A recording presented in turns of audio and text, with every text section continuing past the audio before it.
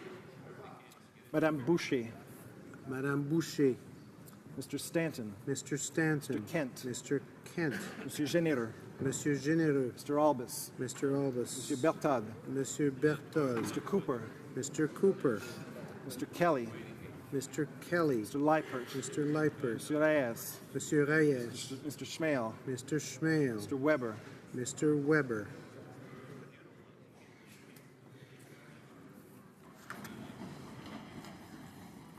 Opposed to the motion will please rise. Mr. Scheer. Mr. Scheer. Mr. Nicholson. Mr. Nicholson. Mr. Ritz. Mr. Ritz. Mrs. Block. Mrs. Block. Monsieur Blaney Bellechasse, Les Etchemins-Lévis. Monsieur Blaney Bellechasse, Les Etchemins-Lévis. Mr. O'Toole. Mr. O'Toole. Ms. Raitt. Ms. Raitt. Mr. Kenny. Mr. Kenny. Ms. Rempel. Ms. Rempel. Ms. Bergen. Ms. Bergen. Monsieur Bernier. Monsieur Bernier. Mr. Van Loan. Mr. Van Loan. Mr. Workington. Mr. Workington. Mr. Bazan. Mr. Bazan. Mr. Aboutaïf. Mr. Aboutaïf. Mr. Anderson.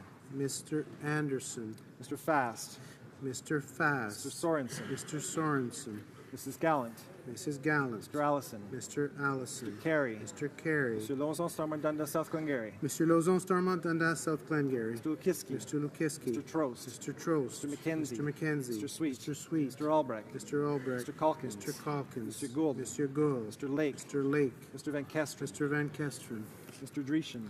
Mr. Dreeshen. Mr. Hoback. Mr. Hoback. Mr. Lobb. Mr. Lobb. Mr. Richards. Mr. Richards. Mr. Sopak. Mr. Sopak. Mr. Zimmer. Mr. Zimmer. Mr. Falk. Mr. Falk. Mr. Barlow. Mr. Barlow. Mr. Yurdega. Mr. Yurdega. Mr. Iglinski. Mr. Iglinski. Mr. Arnold. Mr. Arnold. Mr. Broussard. Mr. Broussard. Mr. Diot. Mr. Diot. Mr. Doherty. Mr. Doherty. Mr. Jennis. Mr. Jennis. Mr. Godin. Mr. Godin. Ms. Harder. Ms. Harder. Mr. Genereux. Mr. Genereux. Mr. Kitchen. Mr. Kitchen. Mr. Macaulay Edmonton West. Mr. Macaulay Edmonton West. Mr. Nader. Mr. Nader. Mr. Nuttall. Mr. Nuttall. Mr. Soroya. Mr. Soroya. Mr. Shields. Mr. Shields. Mrs. Stubbs. Mrs. Stubbs. Mr. Vierson. Mr. Vierson. Mrs. Wagenthal. Mrs. Wagenthal. Mr. Julian. Mr. Julian. Ms. Ashton. Ms. Ashton. Ms. Duncan Edmonton Strathcona. Ms. Duncan Edmonton Strathcona. Mr. Christopherson. Mr. Christopherson. Mr. Angus. Mr. Angus. Mr. Davies. Mr. Davies. Mr. Cullen. Mr. Cullen.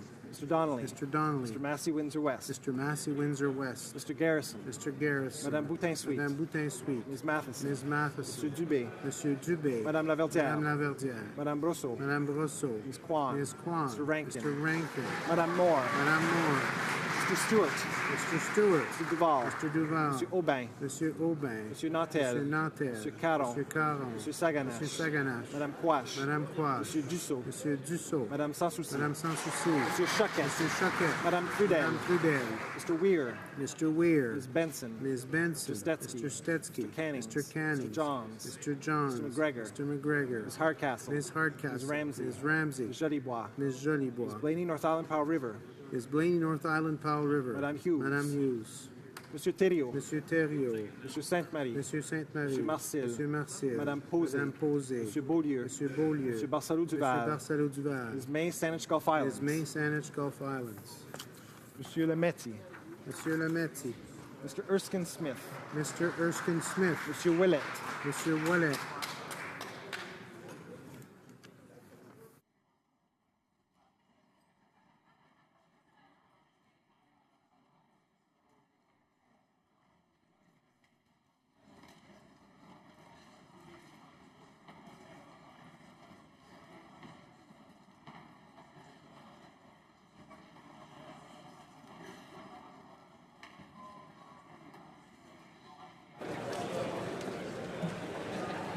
Yeas pour 190, 190. Nays contre 108, 108. I declare the motion carried. I believe the member for Regina Capel is rising on a point of order regarding to the usual Thursday question. That's right, Mr. Speaker. It's the normal Thursday question. I don't want to be presumptuous, but I do think that it is reasonably foreseeable that this may be the last Thursday question of this session. So I'd like to take this opportunity to thank you, Mr. Speaker, for your hard work over the past few months and all the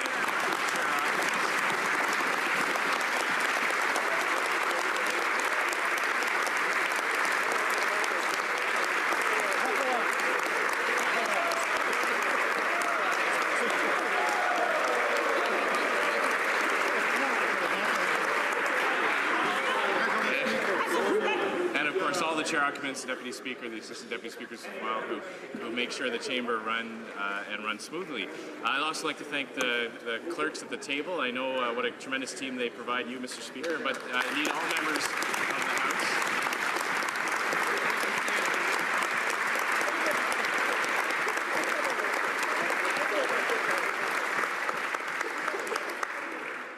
And I hope this, last but certainly not least, we have such a great group of young Canadians every year that comes through. So I'd like to thank the pages for all of that.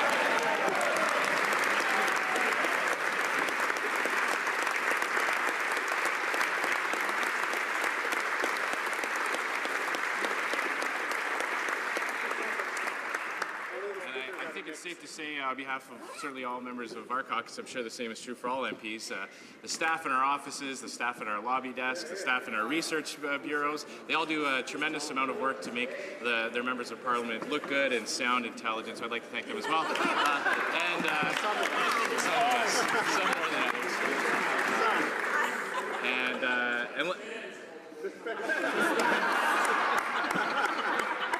Well, I was going to thank our spouses, but if the honourable member for Chilliwack doesn't want to thank our spouses, we can make note of that. But a big thank you to the spouses back home who allow us to do.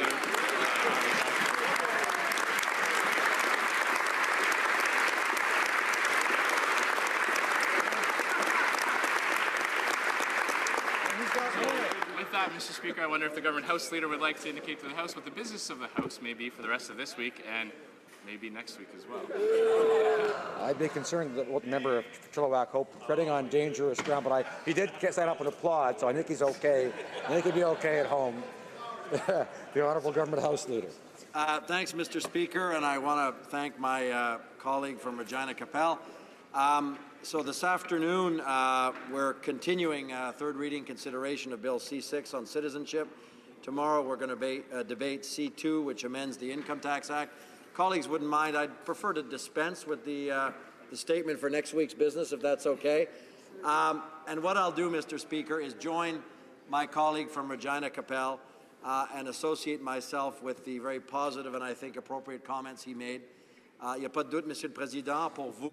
There's no doubt, Mr. Speaker, that for you and for me and for many of our colleagues, the last few months have been a real learning curve. You sit in a very important place for our democracy, and for the first, you've provided a long period of parliamentary service. I and all my colleagues believe that you have done exemplary work. We thank you for your service and for your work as Speaker.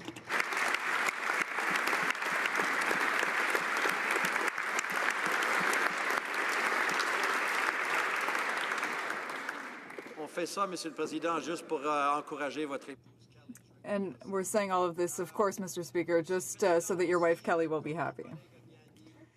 Now, Mr. Speaker, as my colleague said so well, for many MPs everywhere in the House, the last few months have been a learning curve. We've done a lot of work in the ridings and in the House. We've all made new friends.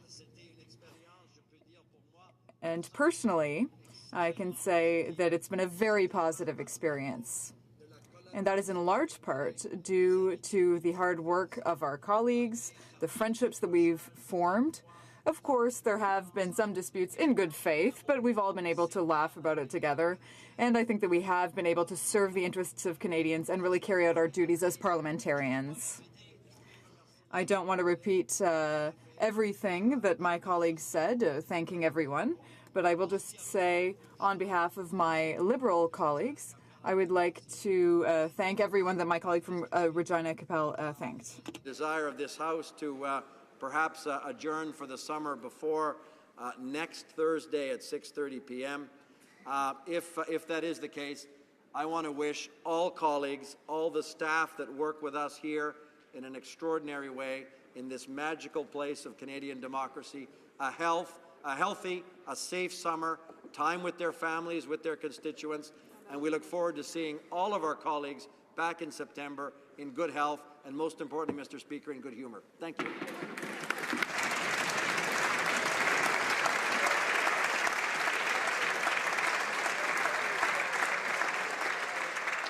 Je remercie sincèrement l'honorable. I would sincerely like to thank the Honourable Member for Regina Capel and the Honourable Government Leader in the House. I would also like to thank all of the staff of the House of Commons, the pages, the staff in members' offices, and so on. I wish all MPs a wonderful summer. Orders of the day. Government orders, government bills, commons, resuming debate at third reading stage of Bill C6, an act to amend the Citizenship Act and to make consequential amendments to another act.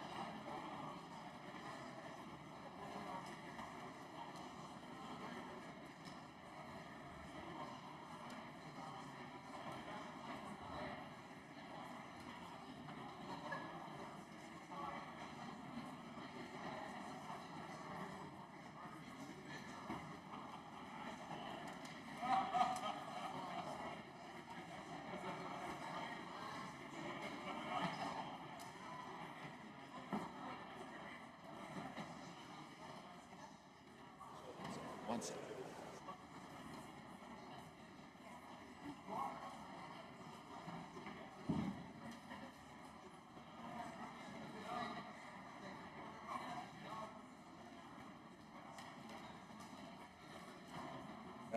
The Honourable Member for Louis Hébert is rising on a point of order.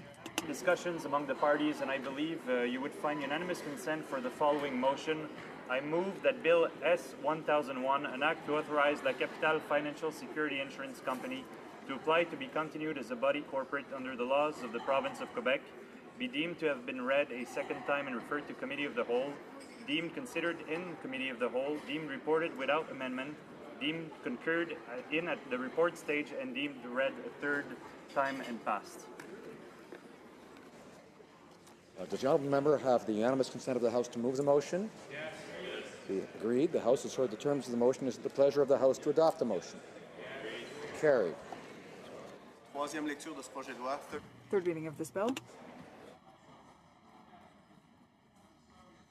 Resuming debate, the honourable member for Vancouver East.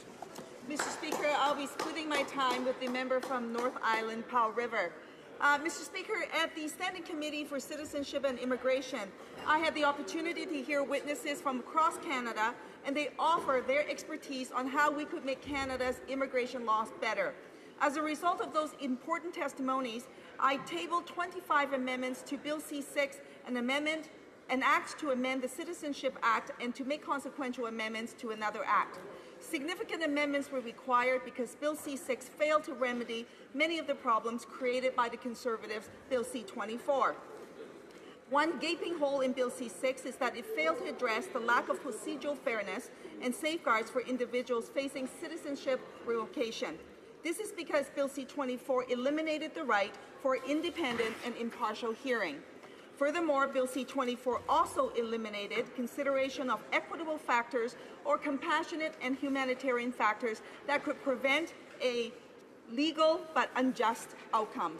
The system we have defies common sense. How could it be that individuals fighting a parking ticket are afforded more procedural fairness than a person having their citizenship revoked?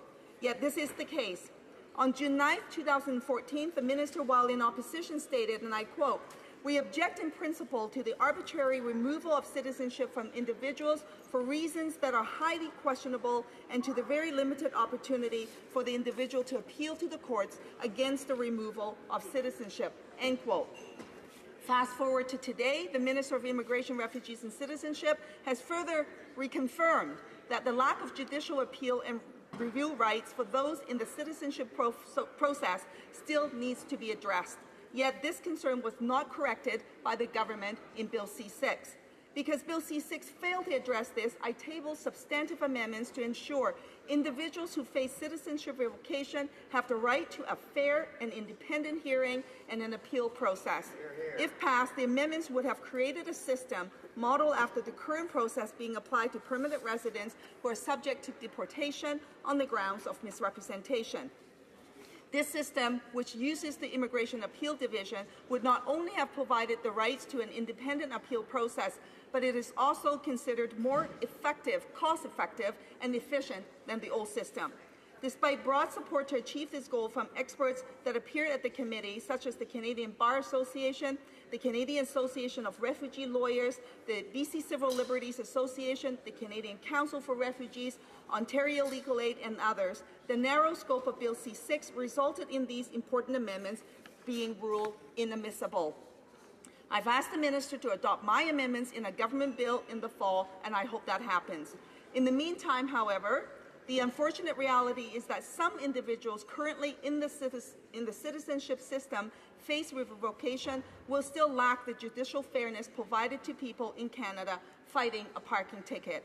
On the issue of procedural fairness, Bill C-6 also failed to address the minister's ability to indefinitely suspend citizenship proceedings. The former Conservative government under Bill C-24 added Section 13.1 to the Citizenship Act, which permits the minister to suspend citizenship applications and other proceedings indefinitely while additional information or evidence is gathered. Under this process, you could literally die before a decision is made about your citizenship application. I know that the recent federal court decisions demonstrate the need for a statutory time frame for making decisions to avoid inordinate and unexplained delays. Again, I had attempted to resolve this issue through amendment at committee, and again, the narrow scope of Bill C-6 prevented me from doing so, and the amendment was deemed inadmissible. Another misstep of Bill C-24 was to place all justice systems around the world on equal footing. This was done by barring individuals from citizenship if they've been charged with or convicted with offenses equivalent to indictable offenses in Canada. While this might sound reasonable, it is incredibly important to remember that not all justice systems in the world are equal. Most importantly, some countries deal with corruptions at various or even multiple levels of the justice and political system, from local police to lawyers and judges to national leaders. This can and does lead to unjust charges and convictions. In my view, these situations should be reviewed on a case-by-case basis. In their submission to the committee, the Metro Toronto Chinese and Southeast Asian Legal Clinic stated, and I quote, "Implementing additional immigration and citizenship penalties for individuals being charged or with convictions is inherently dangerous in that it leads effectively to situations of double jeopardy, that the individual will be punished once by the criminal justice system and then a second time through the immigration and citizenship system," end quote. There are many countries around the world where rule of law is underdeveloped or completely inadequate, or where individuals are charged and convicted for purely political reasons. While those appearing at committee used the example of Canadian citizen Mohammed Fahmy as an example of how not all justice systems would reach the same verdicts as ours, I also like to draw to the attention of this House that in 2001, the House voted almost unanimously in favor of awarding Nelson Mandela honorary Canadian citizenship. Under the current laws, if someone like Mr. Mandela immigrated to Canada, he would have been automatically barred for applying for citizenship to Canada through the regular channels. During the committee, the issue of minors coming to Canada also without parents or legal guardians was highlighted to members as an area of significant concern. Unless applying for citizenship as part of the application with parents or guardians, individuals must be 18 of age or older to become Canadian citizens. While the government argued that there is already a remedy in place to address this, at issue as explained by Justice for Children and Youth, and I quote, Section 5 allows for an applicant to make a request to the minister on humanitarian grounds for a waiver of the age requirement. This humanitarian exemption poses a generally insurmountable barrier for children wishing to access citizenship and is not a reasonable limitation or a satisfactory solution to issues raised by the age requirement provision. The provision, in effect, restricts access to Canadian citizenship for children solely on the basis of age, who otherwise meet all the requirements. It restricts access to citizenship for the most marginalized children, i.e. unaccompanied minors, children without parents or lawful guardians, and children with parents who do not have the capacity to meet the citizenship requirements or do not wish to apply, end quote. My proposed amendment would have provided a pathway to citizenship for youth under 18 years of age without a parent or guardian that is or is in the process of becoming a Canadian citizen. Addressing this issue was supported by the organizations such as Justice for Children and Youth, the Canadian Council for Refugees, and UNICEF Canada, amongst others. Unfortunately, the amendment was not adopted by the Liberal members of the committee. While we are on the subject of minors in the citizenship process, in a brief submitted by the Justice for Children and Youth, it was noted that the citizenship process fails to adhere to the principles of the Youth Criminal Justice Act. They state, and I quote, "Youth criminal justice records and ongoing proceedings before the Youth Criminal Justice Court cannot and should not be considered for the purposes of citizenship applications because they do not do so. Because to do so is contrary to the Criminal Justice Act, specifically violates the privacy protections afforded to minors by the Criminal Justice Act, and is inconsistent with the fundamental purpose of the Criminal Justice Act," end quote. Once again, the narrow scope of Bill C-6 deemed this amendment inadmissible. On the theme regarding pathways to citizenship, another issue that was brought in when C-24 was tabled was not rectified by Bill C-6, is the issue of double testing in language. There is no doubt acquiring language skills in one of Canada's official language are an important aspect of building a successful life here. However, under changes made by the Conservatives, the knowledge test of Canada as required to obtain citizenship now amounts to double testing of language skills. Prior to the Conservatives' changes, individuals had the ability to take the knowledge test with the aid of an interpreter. Due to the changes, the interpreter is no longer provided, and this amounts not only to second language testing, but that language test that, as we heard from experts that appear at the committee, is arguably more difficult than the actual level of English or French someone might have to pass the actual language test.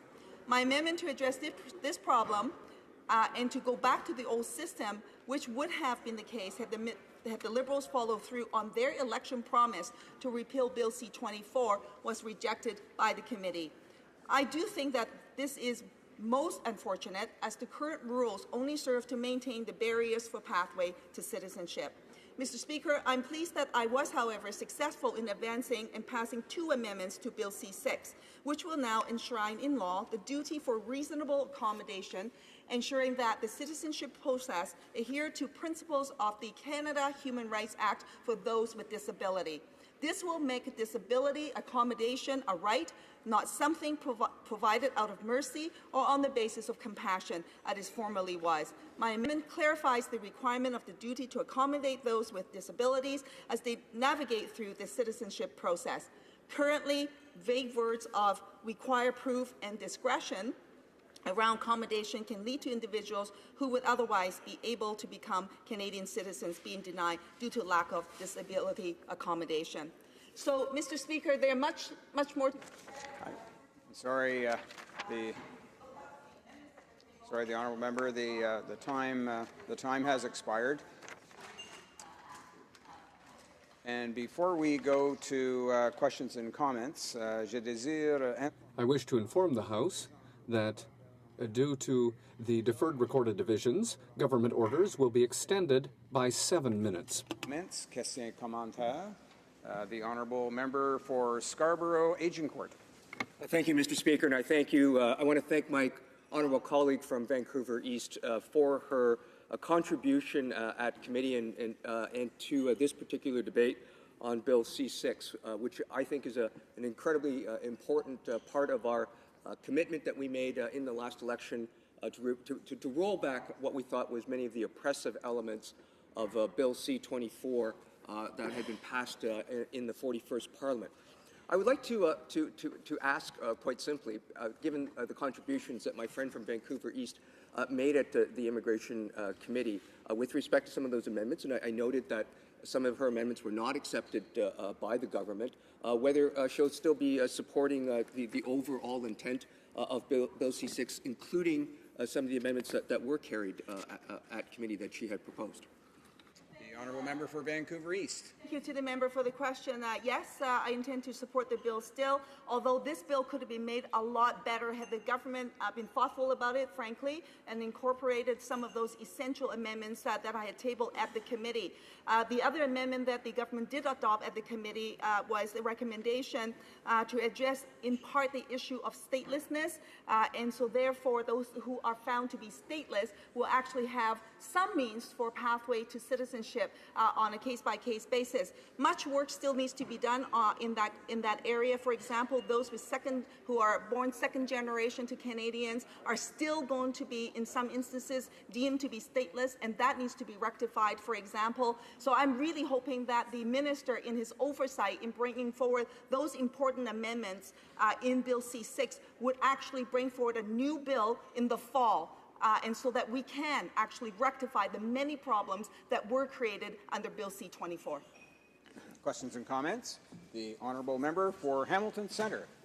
Thank you, Mr. Speaker. First, I'd like to congratulate my colleague from Vancouver East for not only an excellent speech, but obviously a reflection of the work that she's put into this. You know, if I might, you give me one moment, I always wondered and kind of felt sorry for the person that had to succeed Libby Davies, given the fantastic parliamentarian that she is. But you know what? The people of Van East managed to find somebody who can actually fill those shoes, and she brings great depth of experience here, particularly as a senior provincial cabinet minister. And so my question to her, Speaker, was in regard to something she commented on earlier on that really jumped out at me. And if I'm correct, it was regarding permanent residents, although I'm not sure of the subject, but I do remember the comment. And the comment was that given the bill was unamended, as my colleague tried to amend it, in her opinion, we have a bill that in this area gives less judicial fairness to applicants than you would in a parking ticket situation. So I was wondering if my colleague would expand on that issue, because quite frankly, it sounded very, very jarring. The honourable member for Vancouver East. Thank you very much, and thank you for those very kind comments from my good colleague. And it's very encouraging, so thank you for that.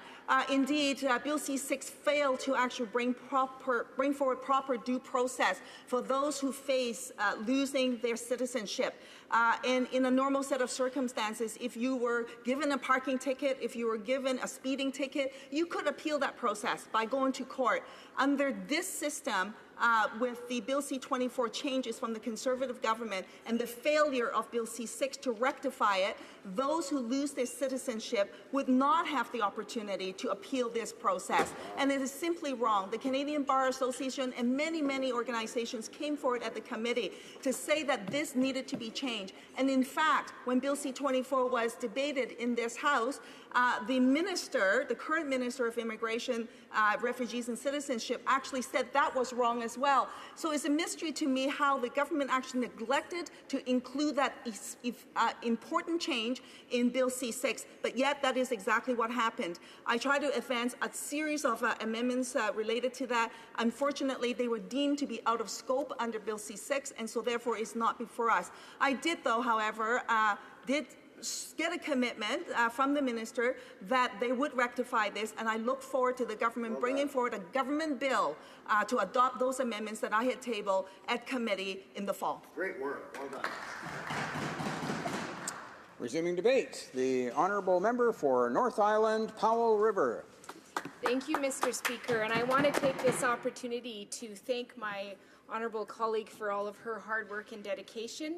It is a wonderful thing to work with people who are so dedicated to making a difference and looking after these issues that are so important to the people we serve. Mr. Speaker, I'm really glad to rise in this House and speak on C-6, an act to amend the Citizenship Act. As a former executive director of an immigrant-serving agency in my riding, I wanted to convey to the members here the sense of betrayal the former Bill C-24 had on our sector and on the people that we served. In my role as executive director, I spoke at many citizenship ceremonies and worked with people as they prepared for their citizenship here in Canada. I was constantly overwhelmed by the immense sense of pride and dedication people felt as they prepared and finally became Canadian.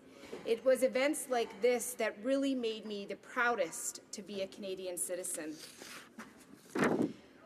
This bill, Bill C-24, created a second class of citizen. In fact, it institutionalized systemic discrimination. It was a bill that was so unconstitutional, it had no place in our democratic foundation. Under the Charter of Rights and Freedoms, all Canadians are equal.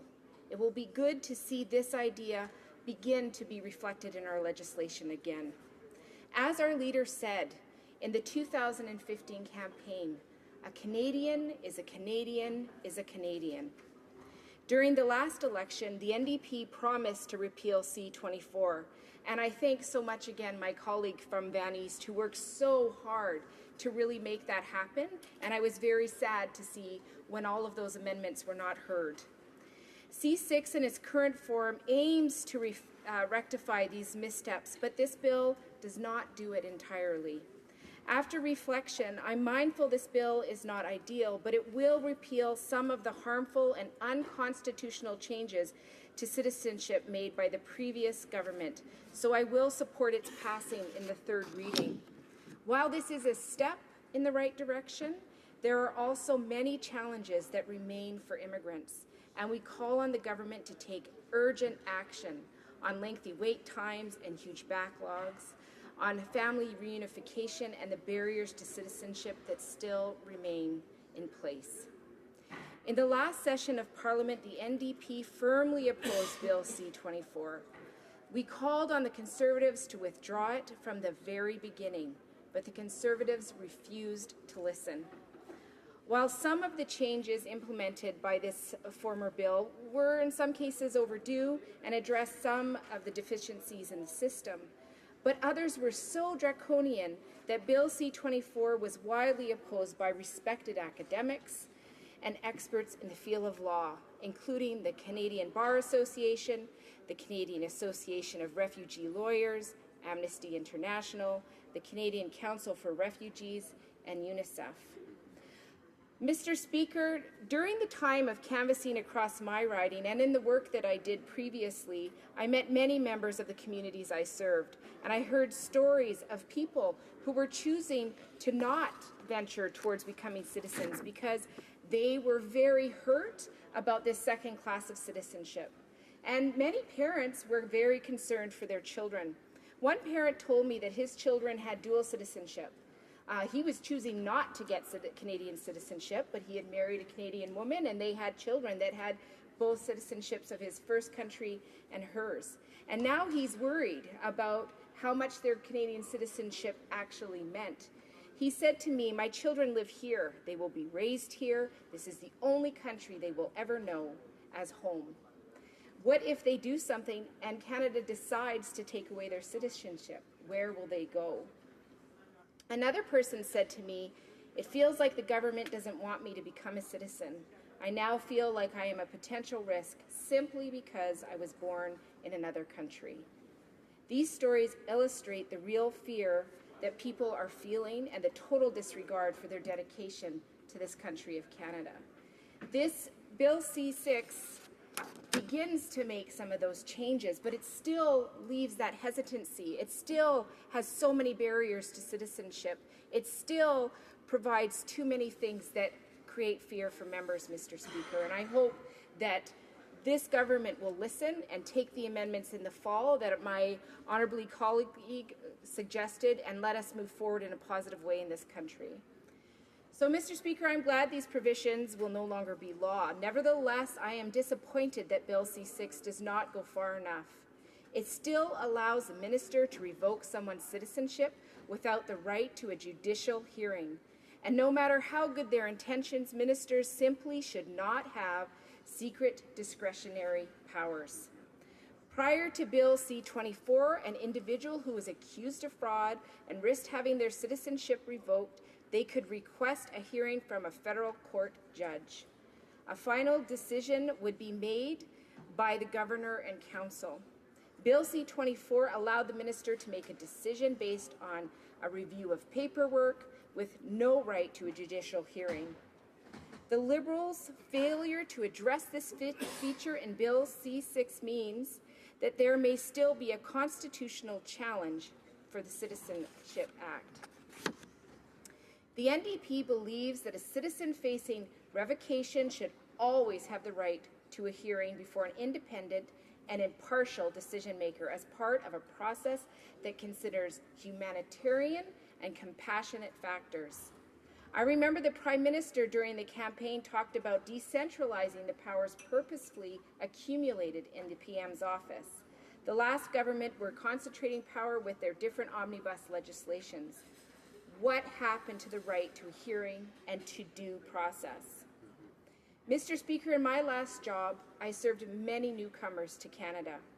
Some of the stories I heard were sad, and the commitment to becoming Canadian, a country seen as free and inclusive, was tangible. The fact that the minister has the power to give or take away citizenship is a level of power that many people came to Canada to escape. Having a fair, transparent process is absolutely imperative. While this bill was studied at the Standing Committee of Citizenship and Immigration, the New Democrats proposed a total of 25 amendments. Only 2 of these were eventually passed, and I'm so grateful they were. The duty to accommodate for individuals with disabilities and adding statelessness as a factor to be considered when granting citizenship based on exceptional circumstances. But the remaining amendments voted down weren't given reasonable, rationale to oppose by the Liberals. The Liberals also need to do more. The Minister of Immigration, Refugees and Citizenship has repeatedly acknowledged the considerable shortcoming of his ministry. He promised to take action on the long wait times, but we have still not seen a concrete plan. Now that this bill is in its 3rd reading, let us start to have this discussion in terms of how to reform it correctly. The minister should disclose discretionary grants of citizenship, the reasoning, and the frequency. There must be action on cleaning up the mess at Immigration, Refugees, and Citizenship, including speeding up family reunification, putting an end to lengthy backlogs, and removing the cap on parent and grandparent sponsorship. Faster processing times for immigration and citizenship applications, especially in light of the high fees paid by applicants who receive very poor service in return. And let me tell you, Mr. Speaker, the challenges that I faced in my last job would have tested the patience of any normal human being. The narrow scope of Bill C-6 prevented many amendments recommended by expert witnesses, including the Canadian Bar Association, from being admissible at committee stage. The minister has acknowledged this and suggests the Liberals will need to introduce another immigration bill in the fall to address these shortcomings. I certainly hope to see it. I would like to conclude today by urging the minister to work with us to table a truly comprehensive bill that will improve the Canadian citizenship process. It needs to happen, and it needs to happen soon. Thank you, Mr. Speaker.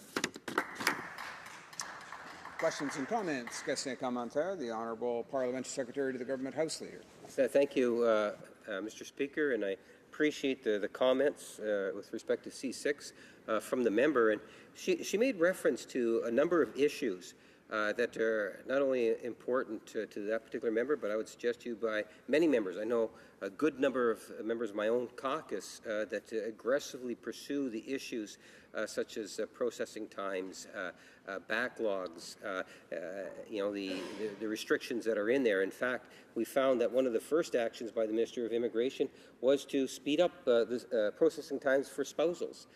It was to double the number of parents and grandparents being accepted in.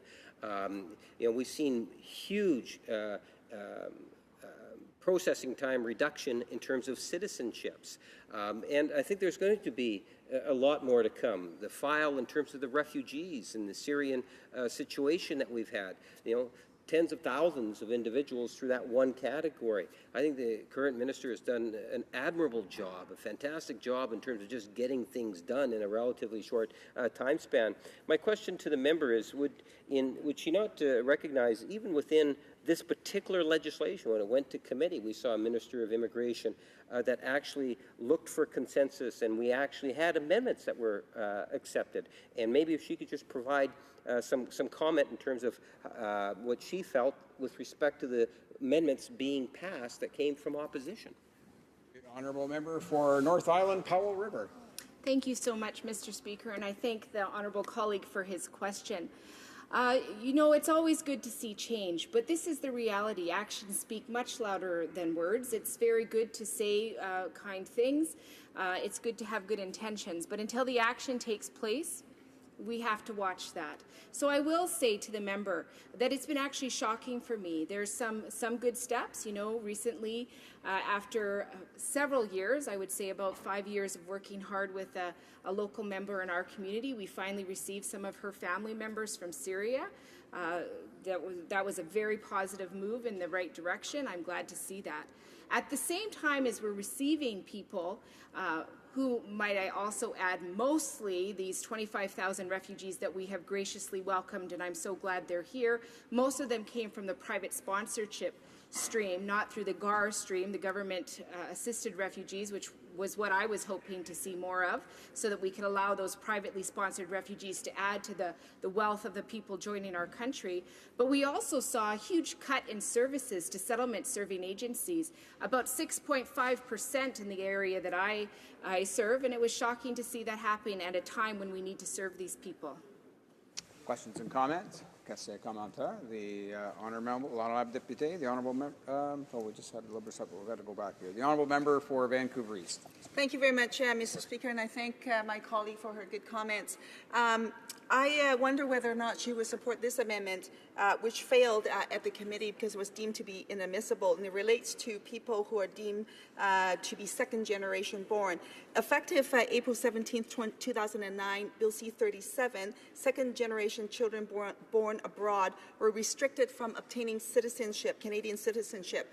And by denying citizenship to the second generation born abroad, Canada is in fact creating a second set of lost Canadians and making some children born to Canadians stateless. So I wonder whether or not the member would support an amendment to address this issue, because it's an ongoing problem that exists, and it makes no sense that if you're a second generation born abroad, that you would actually be at risk of being deemed to be stateless. The honourable member for North Island, Powell River. Thank you, Mr. Speaker, and thanks again to my honourable colleague for the question. I absolutely support the amendment. You know, as I said in the speech, during the campaign, our leader said a Canadian is a Canadian is a Canadian. Regardless of where you live, if you are a Canadian and you are having children, you need to have some consciousness that you will have children with this state. To leave children without one doesn't make sense. Our job is to look after Canadians, to work with Canadians in a positive way, and not create different classes of citizenship. Resuming debate, the honourable member for Calgary Nose Hill. Thank you, Mr. Speaker. So this bill before us today at third reading looks at it makes amendments to two acts, to the Citizenship Act as well as to the Immigration and Refugee Protection Act, which are two pieces of legislation that have a substantive impact on our immigration policy here in Canada.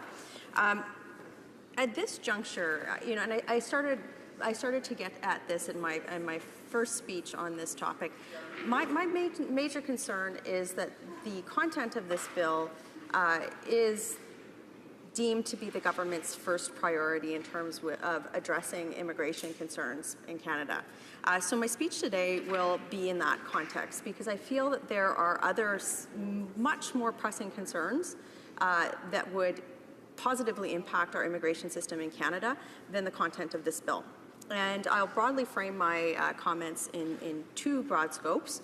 First of all, prioritization of refugees coming to Canada, as well, and the criteria involved with that, as well as supports provided for refugees coming to Canada. Mr. Speaker, since this bill was first tabled, the Standing Committee on Immigration and Citizenship has had the opportunity to hear from many witness groups from across the country with regard to how the government's Syrian refugee initiative is playing out. Certainly, I think that I would be united in a very nonpartisan way from people of all sides and all political stripes in this House in saying that Canada wants to help, has a duty to help with the humanitarian and refugee crisis that's unfolding in the Middle East. The question really becomes how. So during the campaign, the now governing party, I think really engaged in what was a series of one-upmanships in terms of the number of refugees that were coming to Canada. And I think that that was fairly shameful. I think that what we should have been focusing on at the time and should be now, we certainly want to ensure that we have refugees coming to Canada, that we are doing that, but we also have a duty to protect them. And really, I think that that's what the government should have been focusing on as opposed to the content of this bill. So, first of all, when we talk about refugee supports, one of the first things that we've heard over and over again is language training. So the government has brought tens of thousands of refugees to Canada in a very short period of time. And what we're hearing from settlement services groups, as well as the refugees themselves, is that they aren't able to access language training services. And this has a material impact on their ability to integrate into Canadian society and have a full and positive experience here as Canadians. Some of the things that we heard from refugees, we heard from one man, a new refugee who I believe was in the Surrey area, and he was talking about how he had been waiting for months and months to receive language training services and was not able to obtain them. But what really struck me at my heart was that he also said that his wife, who was at home with their children, did not have the opportunity to receive language training services. What's interesting is that when you tie this back to this bill, is this bill actually makes significant changes to the language requirements for the attainment of citizenship. It actually reduces the age at which somebody has to be proficient in one of our official languages in order to achieve citizenship. What we were hearing in the context of support for Syrian refugees around language training services is that language is a unifier.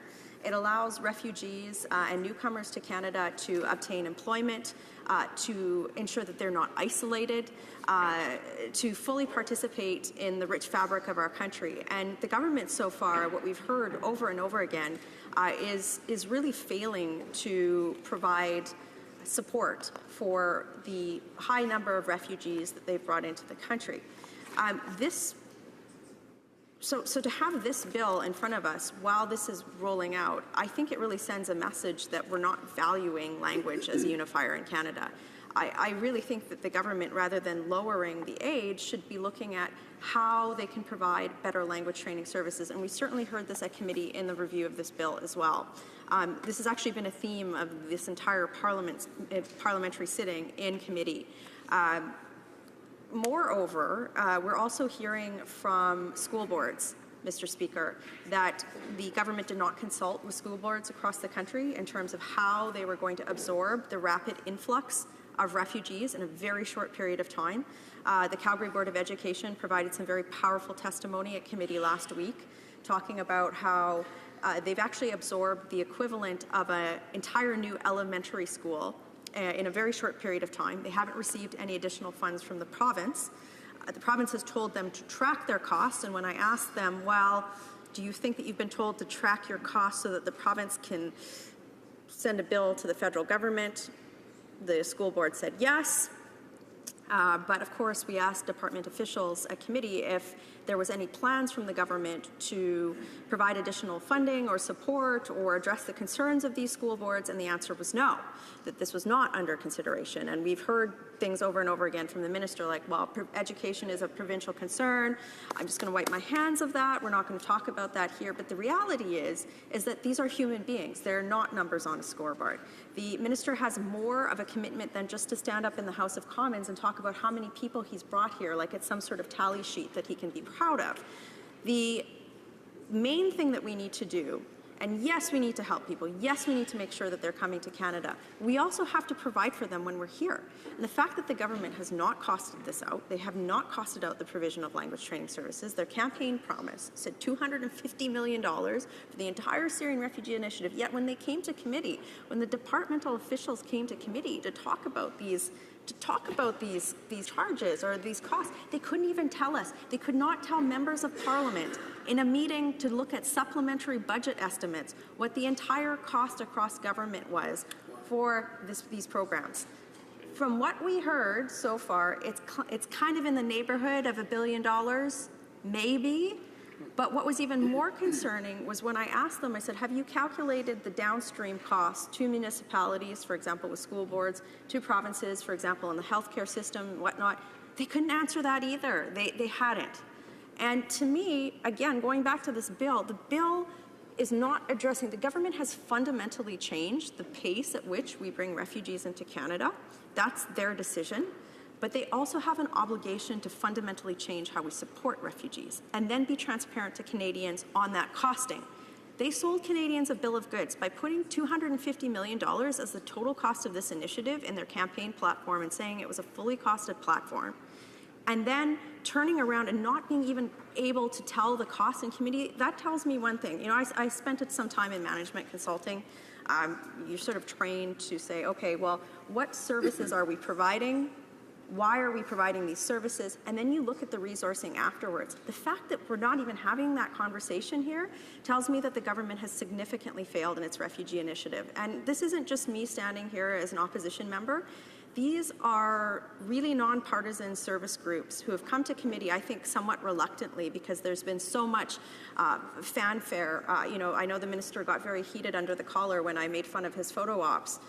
You know, I remember being at Pearson Airport, Mr. Speaker, and watching that very glossy photo op take place and wondering, you know, these are privately sponsored families. Why are there, you know, dozens of ministers here taking photos? Shouldn't the focus be on transitioning them and having more support? These agencies have come to committee and said, we've actually had our funding cut. We've actually had our funding cut. We've had to cut hundreds of spots for language training. We've had to, you know, we had one of our school boards say we actually had to increase class sizes and delay maintenance on some of our buildings. And so, you know, I think the parliamentary secretary to the House Leader had made a comment in one of his questions to my NDP colleague, and he said, well, you know, isn't the government doing such a wonderful job on the refugee initiative? Look, we all want to help. We want to bring refugees to Canada, but I really think the government is doing a disservice to these refugees by now sort of pushing this under the rug. I also think that there's going to be, Mr. Speaker, in terms of priorities and why I think this bill is misplaced in terms of its priorities, there's going to be a significant impact in terms of affordable housing. I know that my colleague from Vancouver East had several groups from the Greater Vancouver area at committee talking about the lack of availability of affordable housing in that area, talking about how affordable housing in that area, that current stock that might be available doesn't necessarily meet the needs of multi-generation, very large refugee families. We had one refugee tell us that I believe the quote was something to the effect of, there are bugs in our apartment, we use spray and sometimes it doesn't work. I mean, is this really the life that we want for our refugees when they come to Canada? And this brings me sort of to my next point. Actually, I'm going to take a minute before I get there. There's another silo that I think that the government could have looked at in terms of its legislative or management priorities as opposed to this bill, and that is the privately sponsored refugee silo. These are groups of people that fundraise within their community to bring refugees to Canada, to support them, to integrate them into the community, and I really think that they're the heroes of the refugee initiative. I hope that no one would disagree with me on that. In fact, I believe that the refugees that the Prime Minister took his big photo op at Pearson Airport were actually not government-sponsored refugees, but privately sponsored refugees that had been fundraised for by the community. I wish that those sponsors had been in that photo op, but they weren't. But the issue here, Mr. Speaker, is that these groups, some of them were actually, they actually fundraised tens of thousands of dollars to bring families to Canada, they were told by the government that their refugee families would arrive within a very short period of time, days or a week. So they obtained an apartment, they obtained contracts for cell phone services, childcare, whatnot. And we've heard cases over and over again in question period. I've had dozens of requests come into my office to say, can you please ask the minister why this is happening? The refugees' families didn't arrive.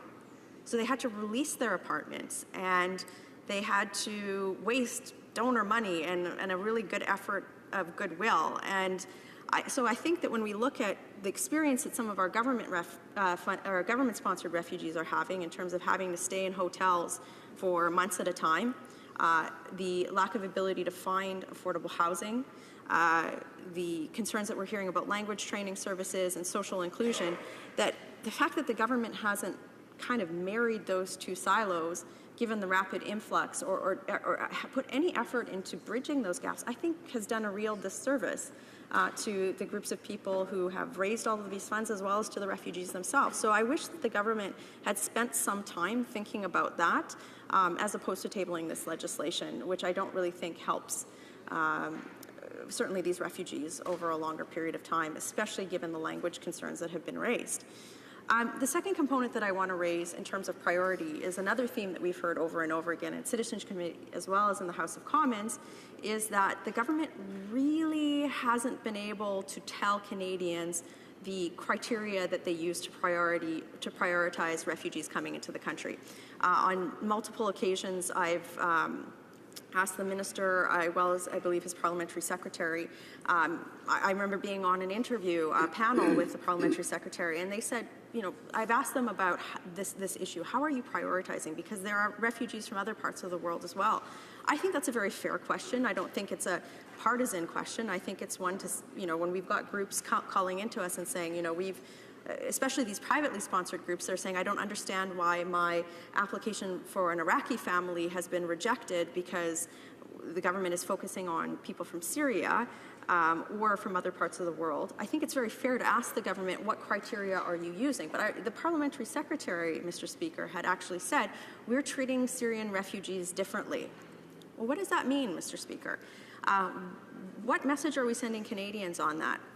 And I think that that is a very timely discussion, and one that the government is going to have to deal with in a very short period of time, given that, again, at committee, we've heard from refugee settlement groups, sponsorship groups. They're asking this question too. And I'm not saying this is an attack on the government. I'm saying this is a reality that we shouldn't shy away from talking about. And it's important today because of the report that was issued by the United Nations Human Rights Council. So again, while the government is focusing on this bill, something really significant is happening in the world, and that is that there's a growing international consensus that ISIS, the so-called Islamic State, is committing genocide on ethnic and religious minorities. The report today focuses specifically on Yazidis. This report here, point blank, says that ISIS has committed the crime of genocide as well as multiple crimes against humanity and war crimes against Yazidis, thousands of whom are held captive in the Syrian Arab Republic, where they are subjected to the most unimaginable horrors. We had committee testimony. We asked, there was this very strange back and forth with department officials where we asked my colleague from Markham Unionville, not the minister, the other Markham Unionville, said that he asked how many persecuted Yazidis have been guaranteed permanent resident status as part of the government's Syrian refugee program, and Ms. Dodd Edlund from the department said, I believe it's 9 cases at the moment. That really struck me as something that was quite shocking. The department said that they actually aren't tracking refugees through this initiative based on their ethnicity or religious background.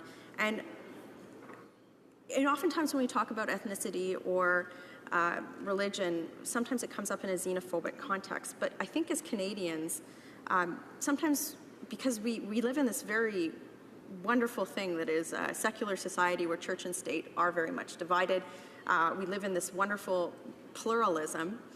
Sometimes, Mr. Speaker, we actually can't comprehend that there is religious conflict in this world, that there are crimes committed against people simply because of how they worship. And in this case, what the UN said today, Mr. Speaker, is that the most horrific and the most horrific atrocities are happening to a group of people. They're being systematically wiped off the face of the earth because how they believe. So I think it's a fair question to ask the department officials in determining who is the most vulnerable, or the criteria by which refugees come to Canada. Why is the department not tracking these things? How come there isn't a specific initiative set up to take the most persecuted? We know that the ethnic and religious minorities cannot and sometimes don't present at refugee camps, which makes it impossible for the UN to register them as refugees. So when the governing party gets up and uses their talking point of, well, we rely on the UN, their designation, sometimes we have to realize that a system isn't foolproof.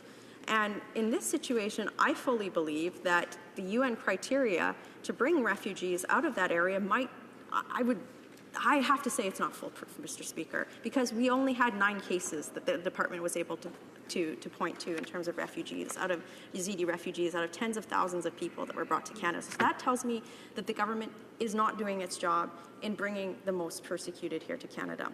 So again, I just encourage the government to not look at this as something that should be shied away from. I think the government has a lot of opportunity here and a lot of goodwill from Canadians to continue the refugee initiative, but I would encourage them to ensure that it stays effective and that Canada is doing its best to bring those most persecuted people here. There are several recommendations that the UN put forward today to the international community. I think some of these could be very important priorities for the government. I hope that they take these to heart and act on them quickly. And again, this is why, I sort of find it surprising that we're debating some of the form and substance of this bill today. But these recommendations were to recognize ISIS's commission of the crime of genocide against the Yazidis of Sinjar. There's many, many recommendations in here, but the one that struck me the most was to accelerate the asylum applications of Yazidi victims of genocide. There are ways that we can do that. Section 25 of the Immigration and Refugee Protection Act actually includes a provision by which we can set up a special program to bring internally displaced persons to Canada in a very short, immediate period of time. We've asked the Prime Minister and the Minister if they would consider doing it for this group, and they've, their responses have been, well, we turn a blind eye to religion and we just look at the UN HCR guidelines. I understand what they're trying to do there, Mr. Speaker, but again, from the bottom of my heart, I think that we actually have a duty to these people. Their ethnicity and religion is why they're dying. So we can't turn a blind eye to that. This is not xenophobic, it's stating a fact.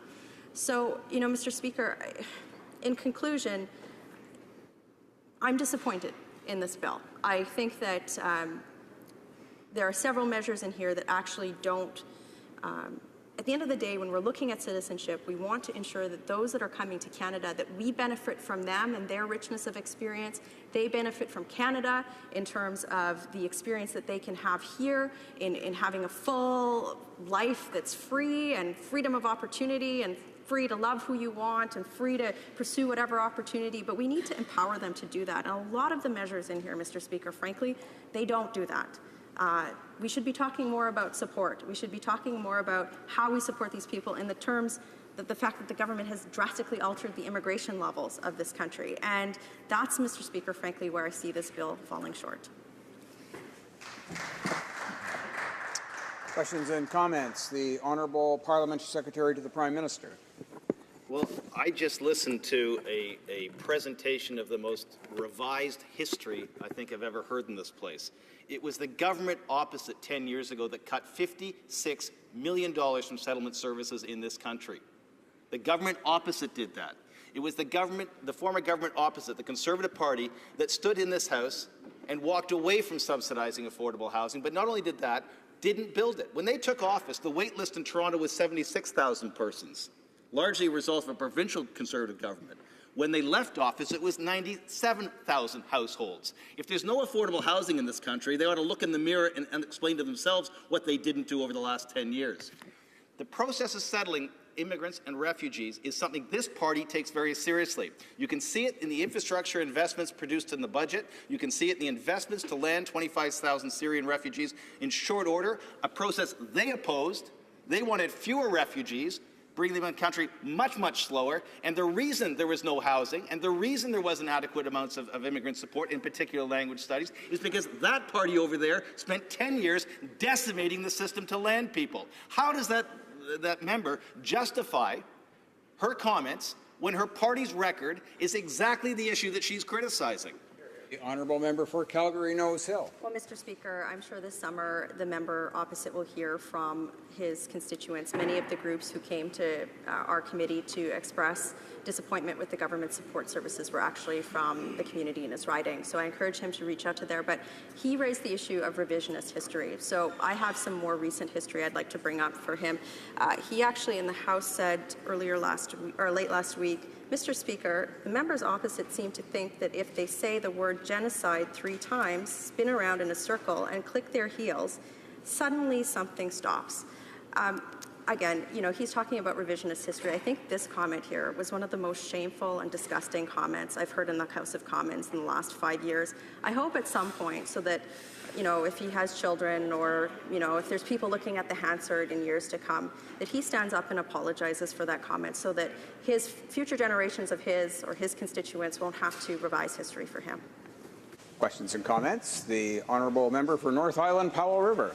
Thank you, Mr. Speaker, and I thank the member for her interesting speech. As a person who worked in immigrant services under the former government, let me say that it is a nice change to hear that they're listening to the service providers. I just want to point out that the year prior to this government, the Conservative government cut settlement services across the board by 7%. I certainly, from that perspective, don't appreciate the further 6.5% cut. So if you look at that, a very high percentage cut from settlement services. This is also the former government that, you know, had barbaric practices, that implemented a 2-tier system of citizenship and really created a sense in the services and the people that I served that this was not a friendly country anymore. So my question to the member is, how has listening to service providers so very carefully made the member reflect on her previous government's actions? The honourable member for Calgary Nose Hill. Well, Mr. Speaker, on June 12, 2010, an expansion of the resettlement program was announced. The resettlement target was increased by 2,500, which means that more than 500 more government-assisted refugees and 2,000 privately sponsored refugees would have been resettled on an annual basis. That was done under our government. But more importantly, Mr. Speaker, as opposed to what my colleague just said, funding for the Resettlement Assistant Program, which offers income support and immediate essential services to resettle government-assisted refugees from overseas, was increased for the first time in 10 years.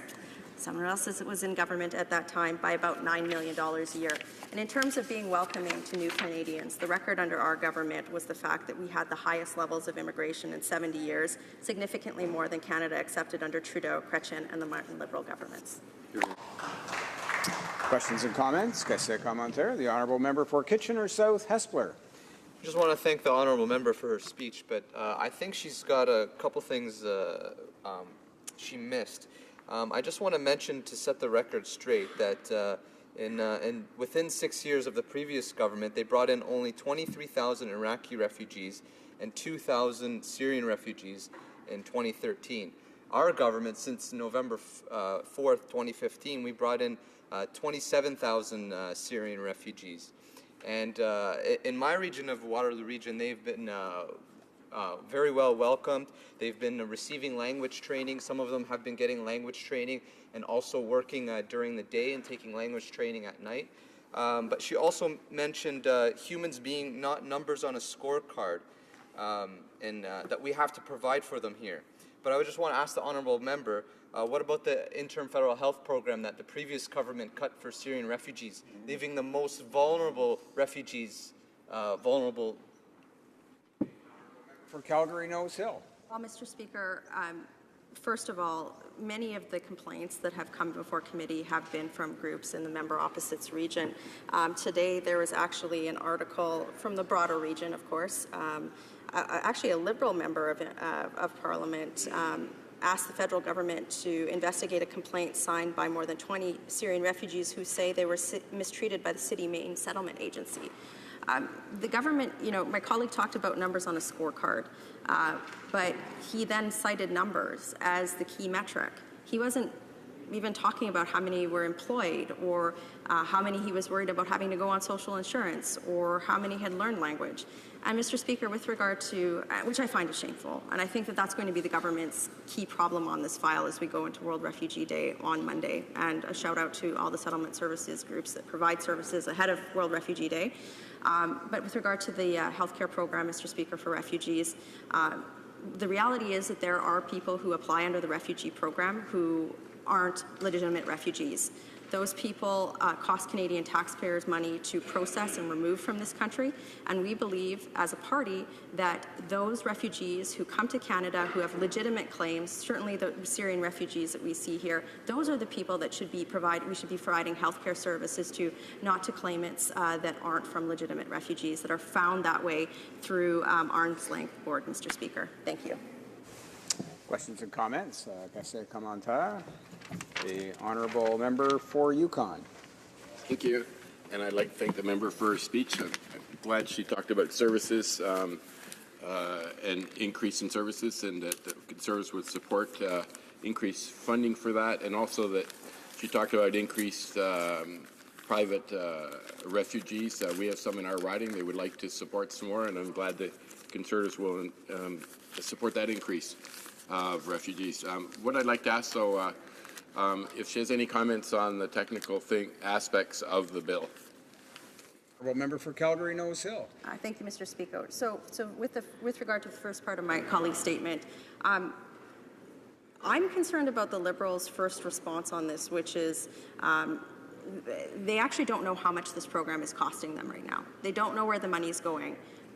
We're hearing from settlement services groups that are saying our funding has been cut, but yet the minister stood up in the House and says that he's increased funding for settlement services. So I actually wouldn't support any sort of financial plan that the Liberals would put forward unless I had a forensic auditor look at it first. I want to be absolutely clear on that, because I really don't think that the Liberals really have any sort of credibility on costing for this file, given that they only put $250 million in their fully costed campaign platform.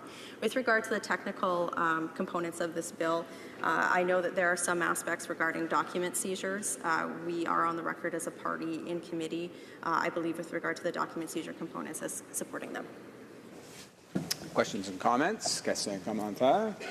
The Honourable Parliamentary Secretary to the Government House Leader. Yes, Madam Speaker, this bill is taking a number of initiatives. Turn down the mic. I think it's turned down now. Mr. Speaker, as I was saying, the government's taking a number of initiatives, and the member makes reference in terms of refugees and talked at length in regards to the federal government's attempt. We need to recognize that Canada will receive in excess of 250,000 immigrants, and when you factor in the refugees, it's probably going to get closer to that 300,000. And I'm wondering if the member can provide comment in regards to why it is that her government, when the Conservatives were in government, didn't feel it was appropriate to provide the type of settlement services that would assist people in being able to learn English or French as a language. The Honourable Member for Calgary Nose Hill. Well, again, Mr. Speaker, as I mentioned earlier, it was our government that actually increased funding to the Resettlement Assistance Program, and that was the first time that funding had been increased to that program in over 10 years, which was, of course, during the tenure of the previous Liberal government. So we actually have a pretty strong record on that. The fact that the government hasn't consulted with provinces and municipalities about the downstream costs of providing healthcare services, affordable housing, as well as support at the primary education level, I think is very concerning. But I will say this.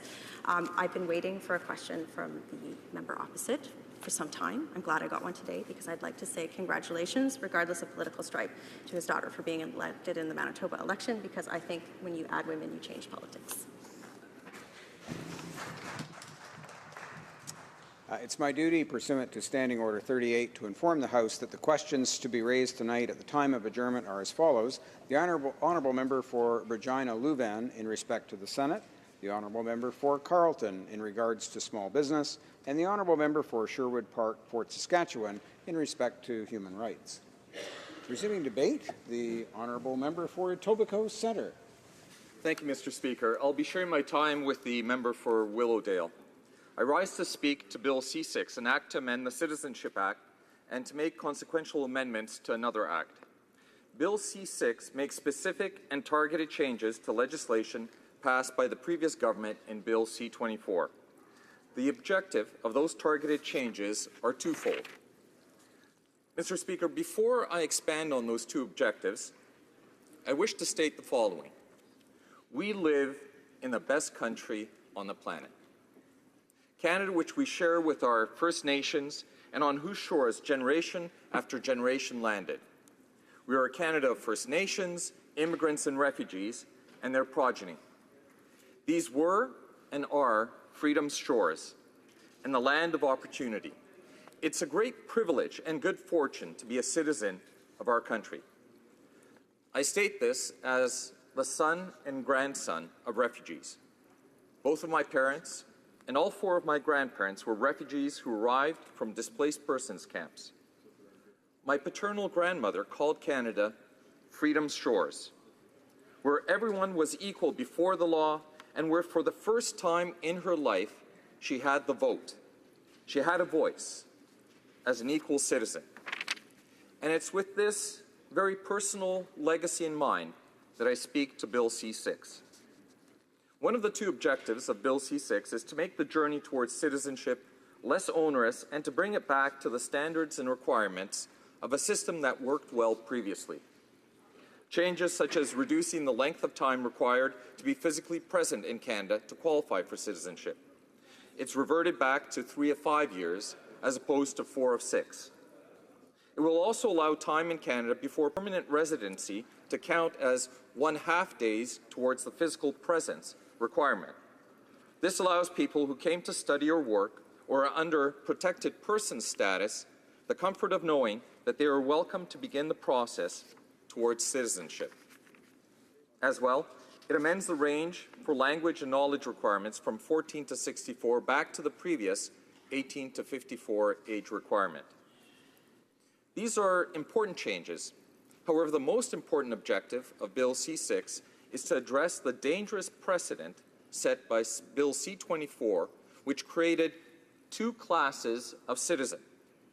First-class citizenship for those who obtained citizenship through birthright, and second-class revocable citizenship for those who became citizens by choice, often by difficult choice and through hard work. During the last election campaign, our Prime Minister and the Liberal Party of Canada made clear to the millions of Canadians whose citizenship had been denigrated to second-class status and done so retroactively by the previous government's Bill C-24 that we would rescind the offending clauses of that legislation. Simply put, under a Liberal government, a Canadian would be a Canadian once again. A foundational principle of Western liberal democracies is the concept of égalité, that every citizen is equal before the law and is to be treated equally by the law. No citizen has an inherent birthright privilege. This runs counter to historical feudal notions of hierarchical rights granted different groups based upon birth. Caste born into, ethnicity born into, wealth born into, or in the extreme, the birthright of royalty in their absolute, the divine right of kings. In the liberal democratic West, we are beneficiaries of a system built upon the sacrifices of those who revolted against the injustice of feudal birthright inequality. The concept of equality was at the core of the French and American revolutions and succinctly put into the American Declaration of Independence by Thomas Jefferson, who wrote, "All men are created equal." And I would, with humility, paraphrase today, "All humans are created equal." In Canada, the principle is enshrined in our Charter of Rights and Freedoms. We live under a system of rule of law. However, all laws must subscribe to the fundamental principles of the Charter of Rights.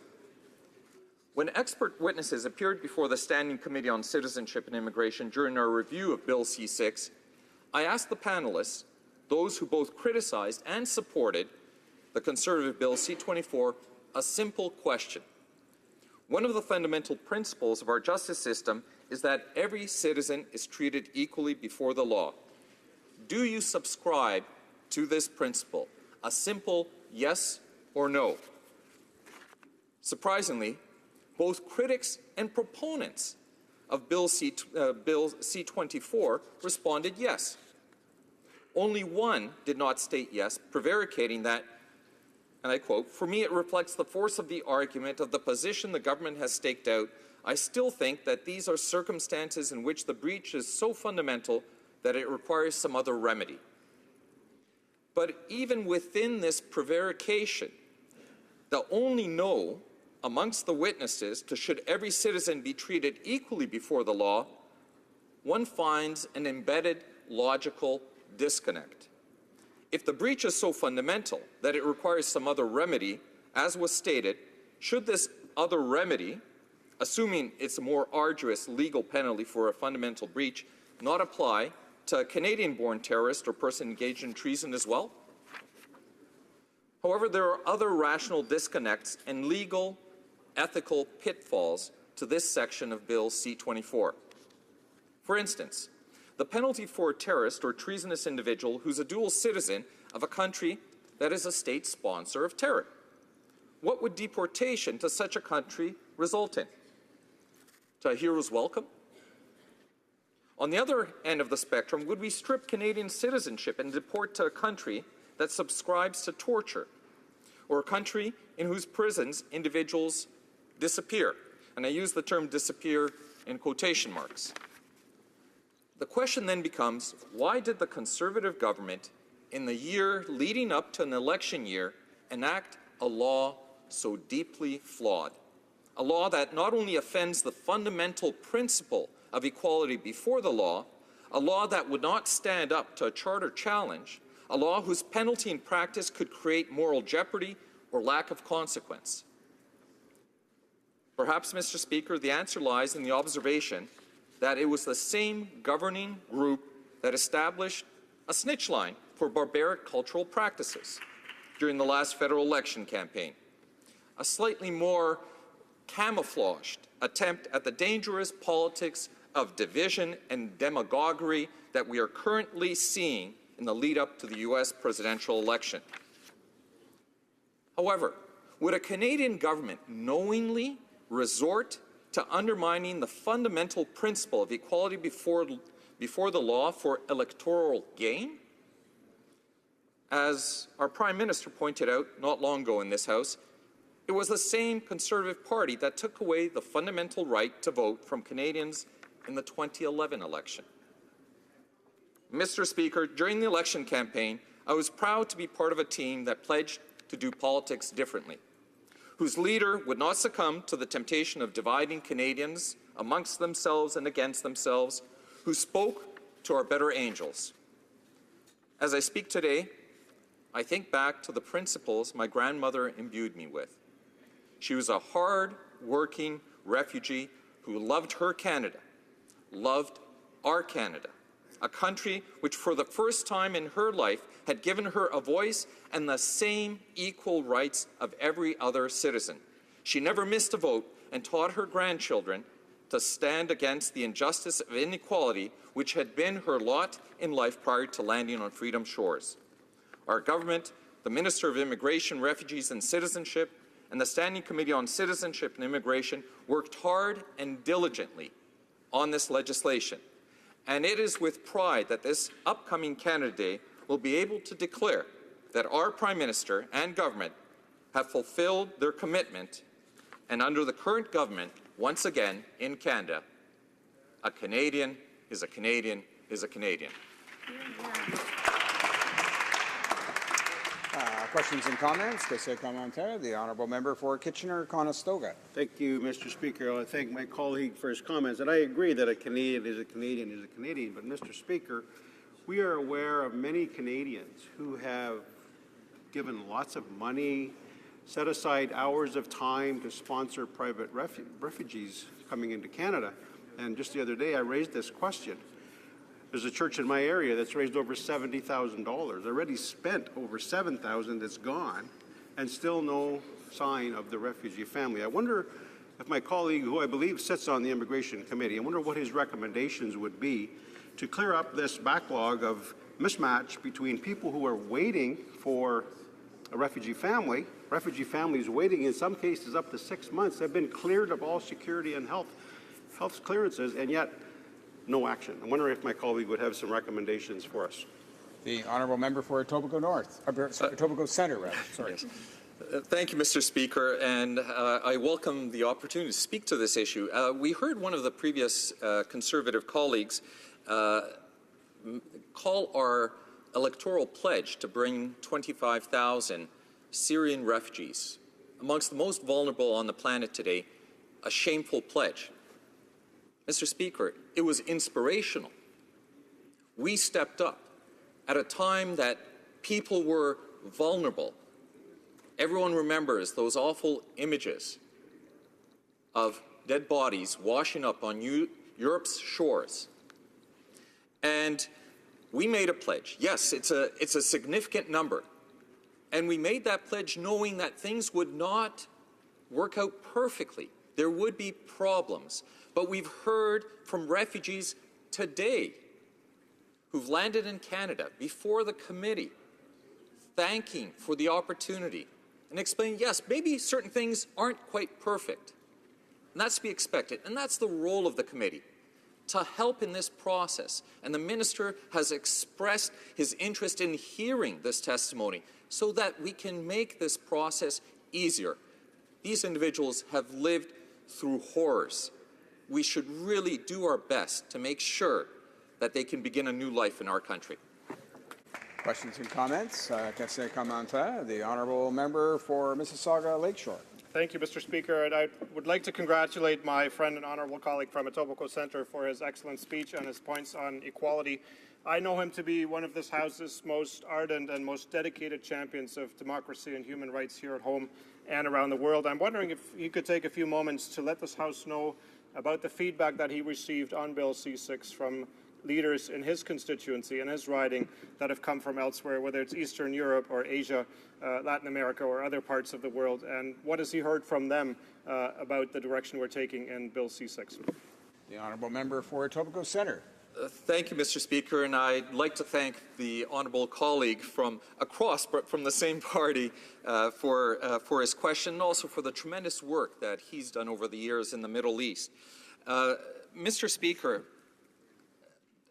the GTA, Etobicoke, are, and often this term is not used correctly, they are unique in the fact that half of our population were born outside of our country. Half of the citizenry of this megalopolis of the GTA, 6.5 million people, were born outside of Canada. And they feel it, and they understand this. When this bill, C-24, was enacted, that all of a sudden, somehow, they didn't have the same equal rights to citizenship that their children, for instance, would have. So people were extremely happy that once again, as I said before, that under a Liberal government, we've delivered on our commitment, and I can tell you it will be a proud moment this Canada Day when in Etobicoke Centre, once again, we swear in new Canadian citizens that we can say, welcome. In Canada, a Canadian is a Canadian is a Canadian. Resuming debate. The honourable member for Brampton South. Thank you, Mr. Speaker, and thank you for this opportunity to speak in favour of Bill C6. I'll be using my time today to obviously outline why I support this bill, but also why these changes are deeply needed to improve the Citizenship Act as it stands today. I'll be splitting my time with the member of Scarborough Rouge Park, Mr. Speaker. This bill fulfills many of our campaign commitments that we promised during the recent election, where our party was given the honor to serve as the government. If we look back to the campaign, in my riding of Brampton South, I heard a lot about the Conservatives' approach to immigration. I heard loud and clear that their approach pitted groups against one another. It was not about bringing people together. Simply, people told me it was slow. In the first few months of our government, we have chosen different priorities. We are focused on reuniting spouses and families. We are focused on reducing the backlog. We are focused on a more compassionate approach to refugees. This is why we have taken in many refugees, notably from the Syrian communities, but also continue to take in refugees from many countries at an exceptional pace of processing. Immigration is the #1 topic I hear about in my constituency office. It is what I hear about all the time because we live in a globalized world where the links and local through technology to places all over the world. I don't hear about vague economic ties. It is someone's family member, friend, or small business that connects them. And immigration, the movement of people, is at the core of that relationship. The connection our country holds with other countries is enriched and built by individuals. It is about people, Mr. Speaker. Everyone deserves dignity and a fair chance to succeed.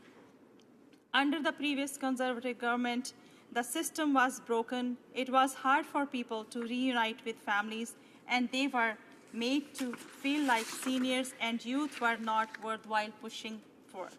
I'll be honest, we should be creating an immigration system that is working for everyone and working in a timely way.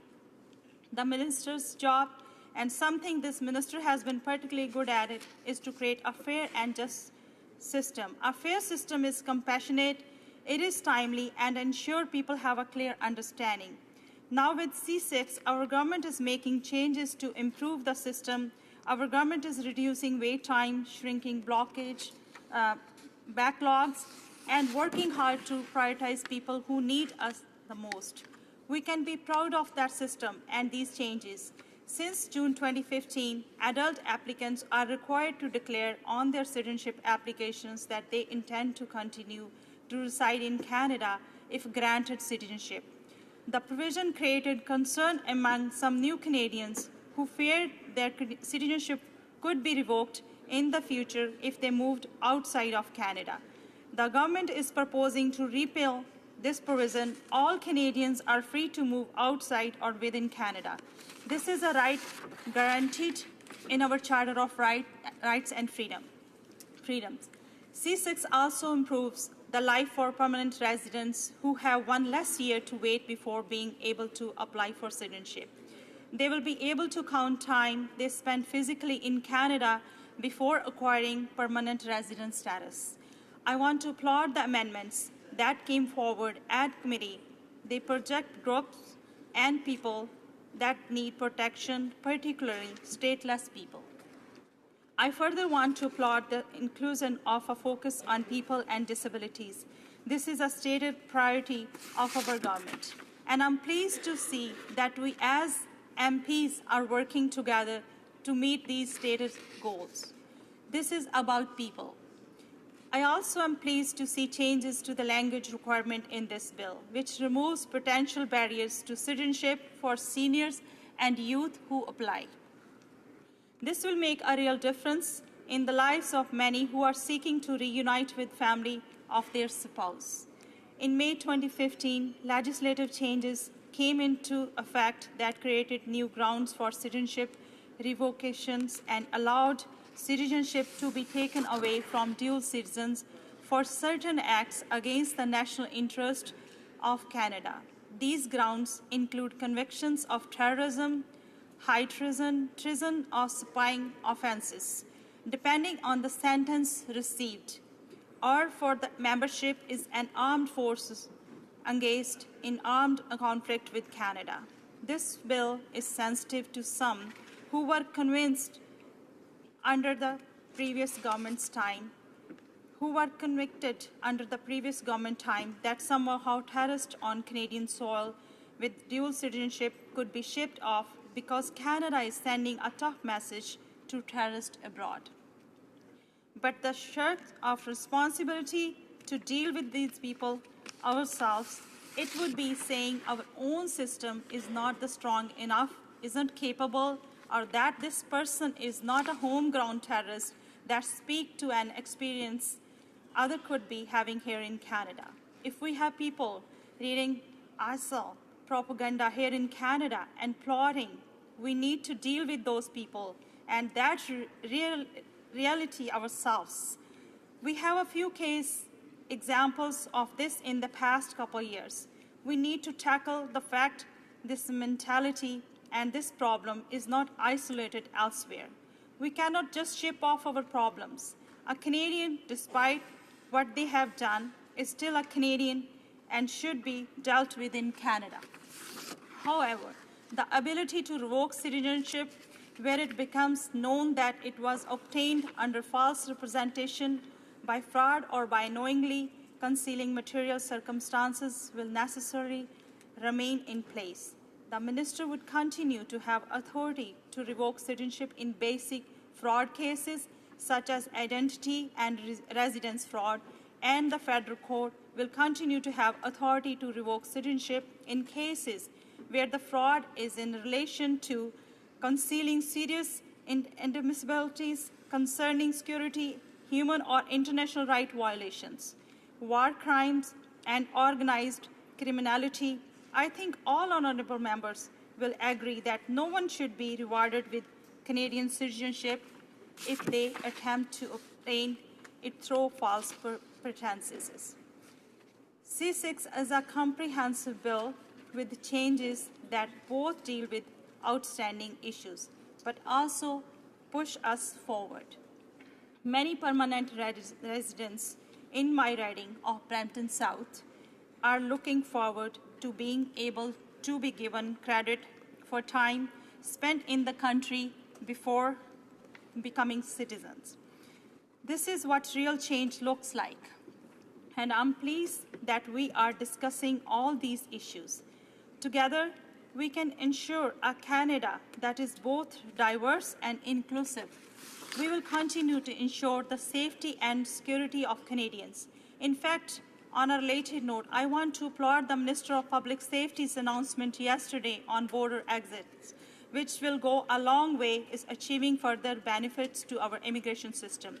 Announcements like this are what working together in government look like. Mr. Speaker, C6 is the right bill at this time to fix our system that is not inclusive, not focused on the people, and not processing things fast enough for the people affecting on the ground. Like the people in my riding of Brampton South, I know that they want this bill passed at the soonest opportunity and to see a system that is fair. I look forward to voting for this bill. I hope all honourable members will be doing the same. Thank you, Mr. Speaker. Questions and comments? Question commentaire? Questions and comments? Okay. The honourable member for Laurentide-Labelle. Thank you, Mr. Speaker. I was listening with some interest to the member's speech, and I was just wondering, there's been a lot of talk about the priorities of which aspects of the broken immigration system we should fix first. And I'm wondering if the member agrees that this is a really good place for us to start on Bill C6 with the enormous breakage left to us by the previous government. Thank you, Mr. Speaker. Good question. The honourable member for Brampton South. Thank you, Mr. Speaker, and thank you for my honourable colleague for this question. This bill, C6, ensures the safety and security of all Canadians. Our changes proposed will not compromise the security of Canadians. This is something our government is wholeheartedly committed to. This bill is focused to removing the fear which the Conservatives have been spreading and bringing in a solid system that is strong in the face of concern abroad. Canada remains remains a welcome, open symbol to the world. That is something I'm very proud of, because every Canadian is Canadian is Canadian. That's right. Questions and comments? The honourable member for Chilliwack Hope. Well, thank you very much, Mr. Speaker. And the Liberals have certainly dined out on the phrase "a Canadian is a Canadian is a Canadian" for several months now. But of course, they have. That's not actually the case. They have provisions in this act, and the minister has indicated he's looking to remove the citizenship of dual Canadian citizens if they commit fraud. So it's if you're a terrorist, a convicted terrorist, who commits terrorism against Canada or Canadian interests, that's okay. You can always remain a Canadian, even if you're a terrorist. But if you commit fraud, then the Liberal government will come against you. So which one is it, and why the inconsistency? Member for Brampton South. Thank you, Mr. Speaker. Thank you, for honourable colleague, for that question. Bill C6, as I said, we are looking at that option too. During the campaign, we talked a lot about how the Conservatives are offered two-tier citizenship plan. They think our ministry should be able to say who is Canadian and who is not. Despite what they have done, they are still a Canadian. That should face that full force our legal system. We believe that we should deal with homegrown terrorists here in Canada, not strip them of one of their two citizenship so they can be shipped off somewhere. Questions and comments? The honourable member for North Island, Powell River. Thank you, Mr. Speaker, and thank you so much for the speech of my honourable colleague. I'm just curious, you know, during the last Conservative government, we saw a huge increase in fees for people who were applying for citizenship. And I'm just wondering if the member can let us know what her plan or what the member's plan and the government's plan is on decreasing these potentially. Honourable member for Brampton South. Thank you, Mr. Speaker. Thank you, my honourable colleague, for the question. This bill, what we promised in the campaign and what the Canadian endorsed, it is more fair for the people affected. That is what I'm focused on, and that is what the people of Brampton South expect me to be focused on. We said we have shortened processing times and get rid of the two-tier Conservative system. That is what our government said we would do, and it is what Canadians expect us to do, and that's what we are doing. Questions and comments? The honourable member for Chilliwack Hope. Thank you, Mr. Speaker. Perhaps I'll try again. The member has just said a number of times that they are eliminating a two-tier citizenship, but that's simply not true. We understand that the Liberals, no matter what terrorist act you commit against this country, if you're a dual citizen, they will protect the citizenship of that terrorist, but they won't protect the citizenship of someone who commits fraud. So why is fraud a more serious crime against your citizenship than terrorism? Why are they having a dual citizenship, a dual track, two-tier systems for those that commit fraud? The honourable member for Brampton South. Thank you, Mr. Speaker, and thank you for my honourable member for that question. But in this bill, C6, we are just feeling that the challenges with the immigration system, the bill matters for giving those people I meet in my constituency. This is the bill for those people who have a deep love for Canada. Bill C6 proposes to allow applicants to receive credit for the time they were legally in Canada before becoming permanent residents. This change is intended to help attract international students and experienced workers to Canada. And this is a plan that is good for our economy and inclusivity of our society. And again, I hope all members will support C6. Thank you, Mr. Speaker. Resuming debate, the honourable member for Markham Unionville. Thank you, Mr. Speaker.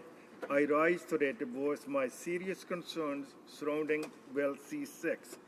Canada is the greatest and the most generous nation in the world. Our diversity is our competitive advantage, and having a strong evidence based on immigration policies is vital as we continue that tradition. We must have the right policies in place to ensure that Canadians and new Canadians can take pride in their citizenship and generations to come. But, Mr. Speaker, the Liberals have deliberately ignored this fact despite their commitment to transparent, evidence-based policies.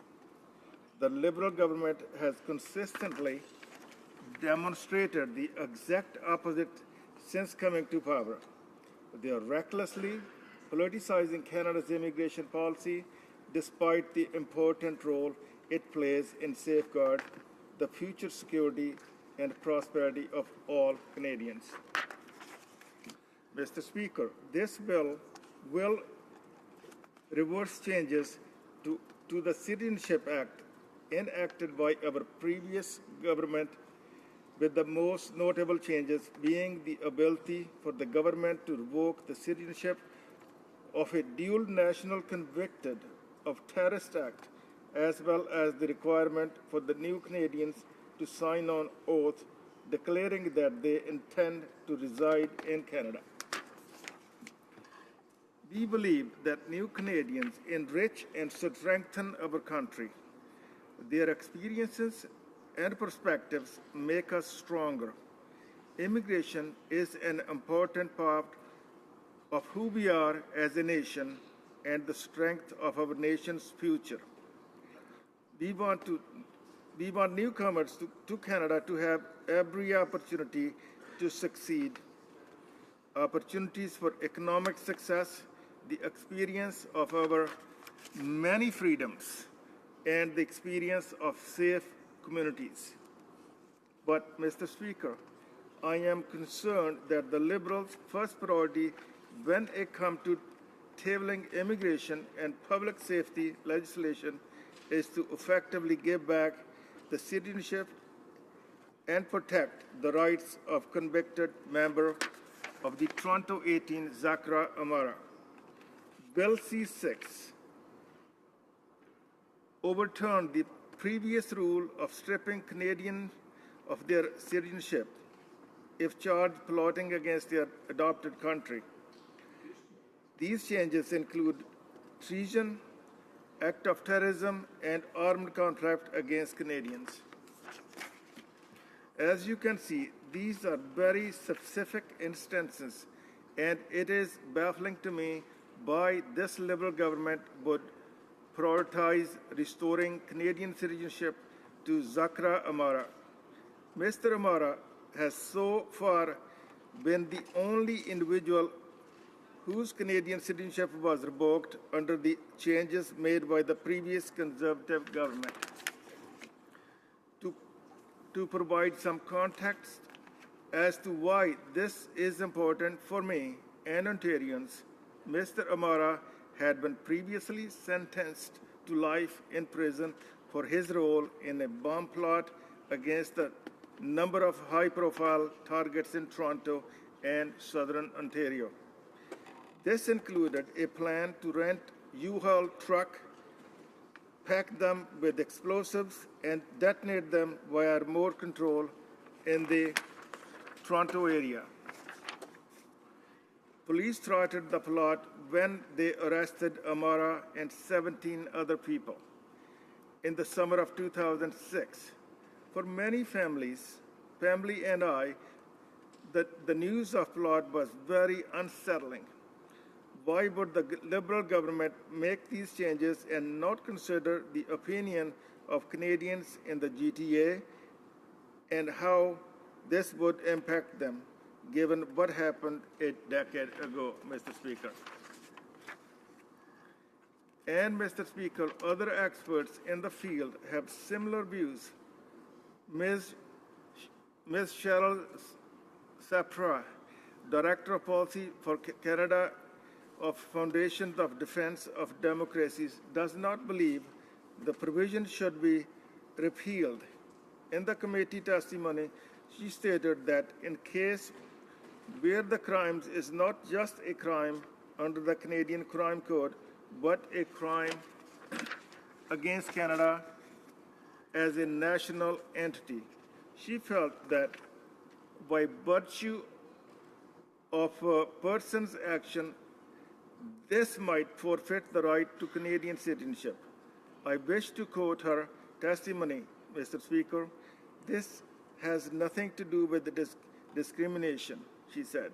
This has nothing to do with putting up roadblocks, certainly not for any particular communities. This is about people's action. What they choose to do has certain consequences, which may include the revocation of citizenship. She continues to claim, I believe that when people commit a crime against the country itself, then they are potentially forfeiting their right to the citizenship.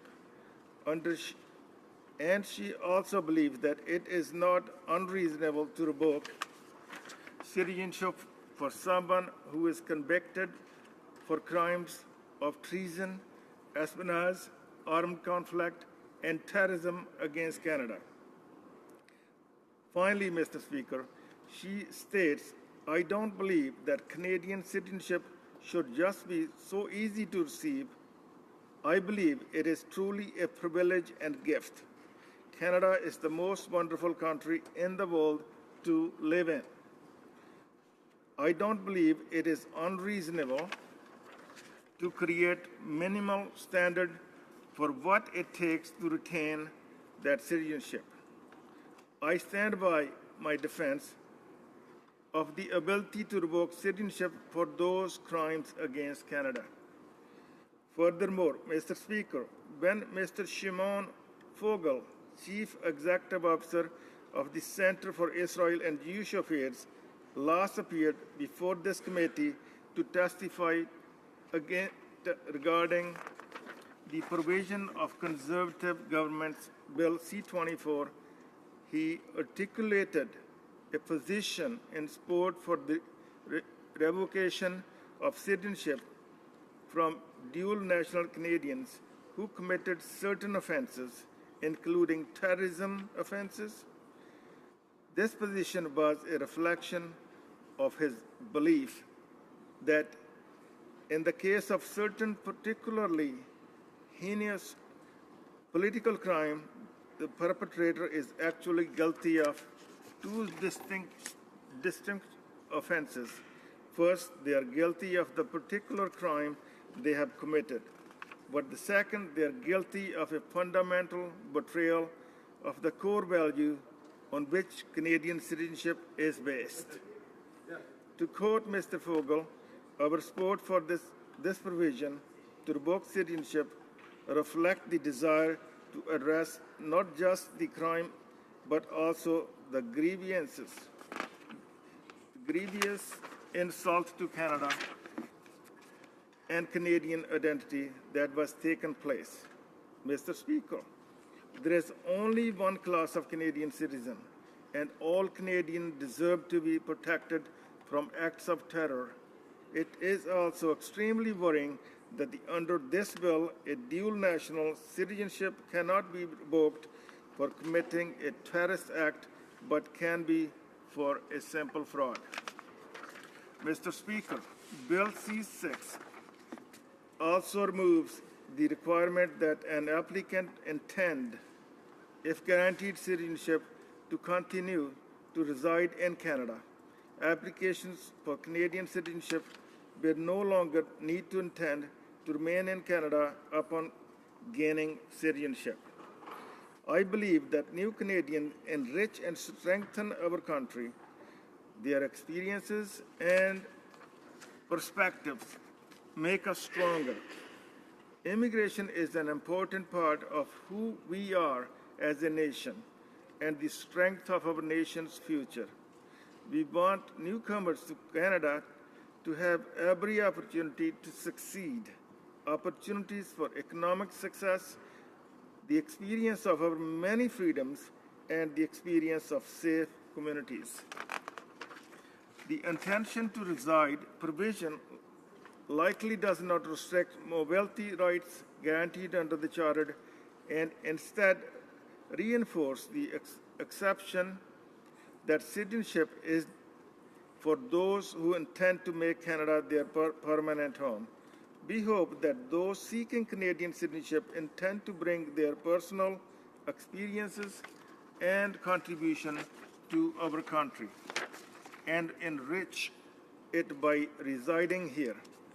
In addition, Mr. Speaker, Bill C-6 seeks to reduce the number of days during which a person must have been physically present in Canada before applying for the citizenship.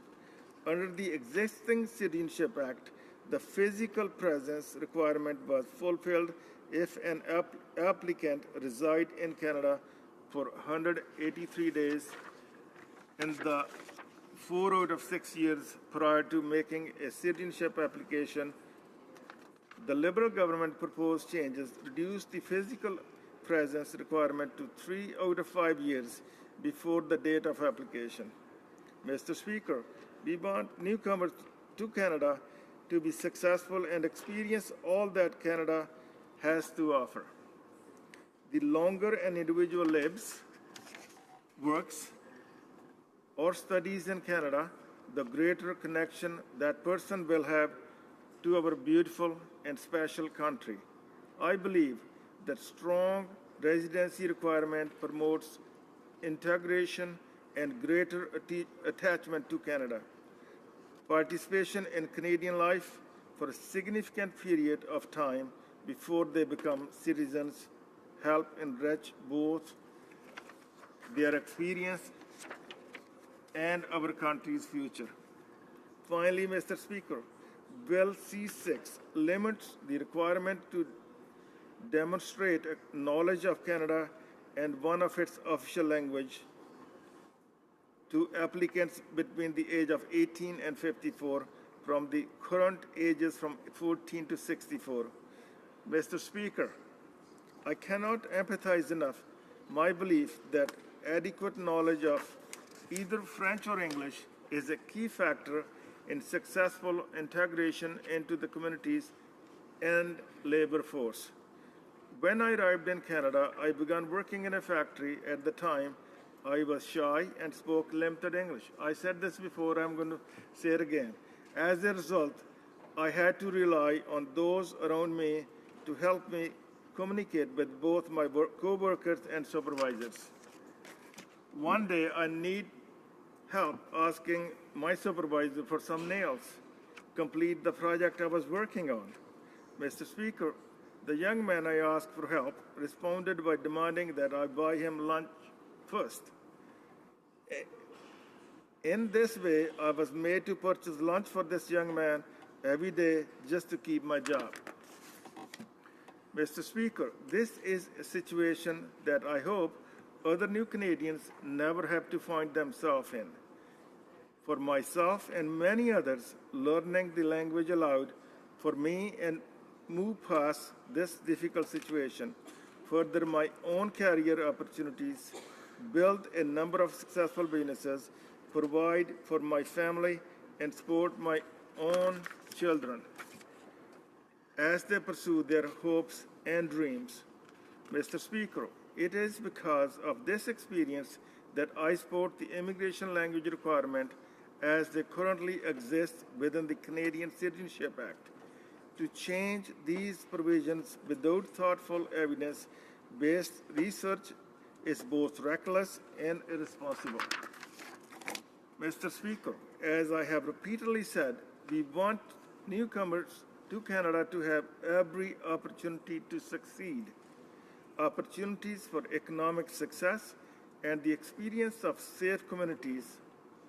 Adequate knowledge of either English or French is a key factor in successful integration into our communities and labor force. The language proficiency promotes integration and greater attachment to Canada.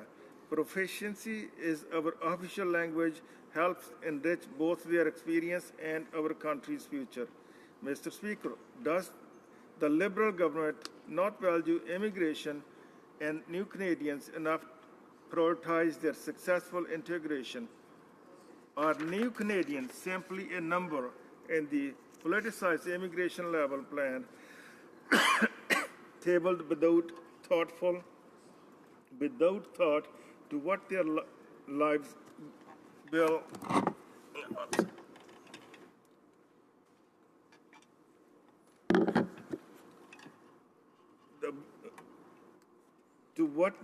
will look like once they received Canadian citizenship?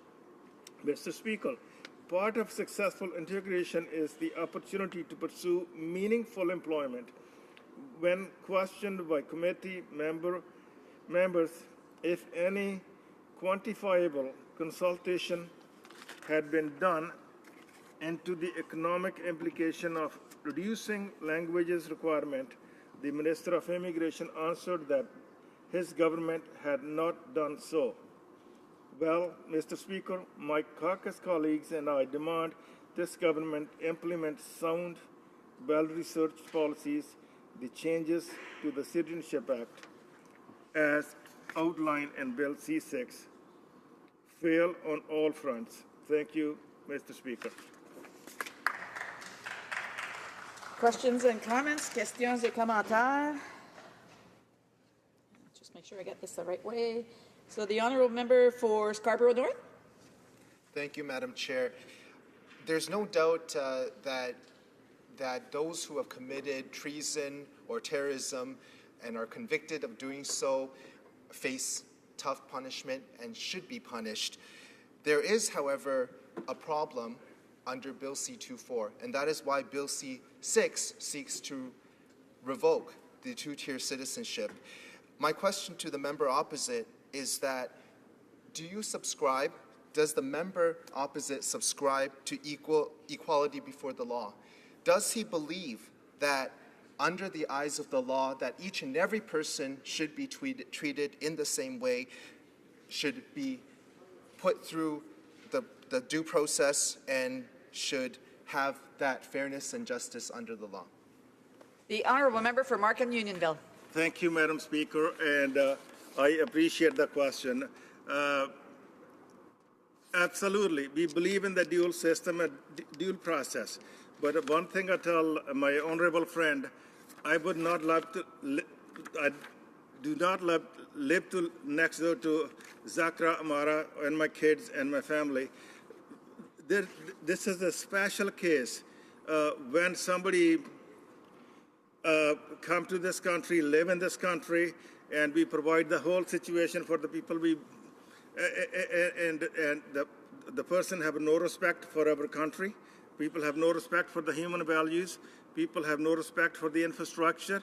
And I think the person has given up the citizenship of this country to, it was his choice, not our judicial system's choice, or not our choice, not my choice.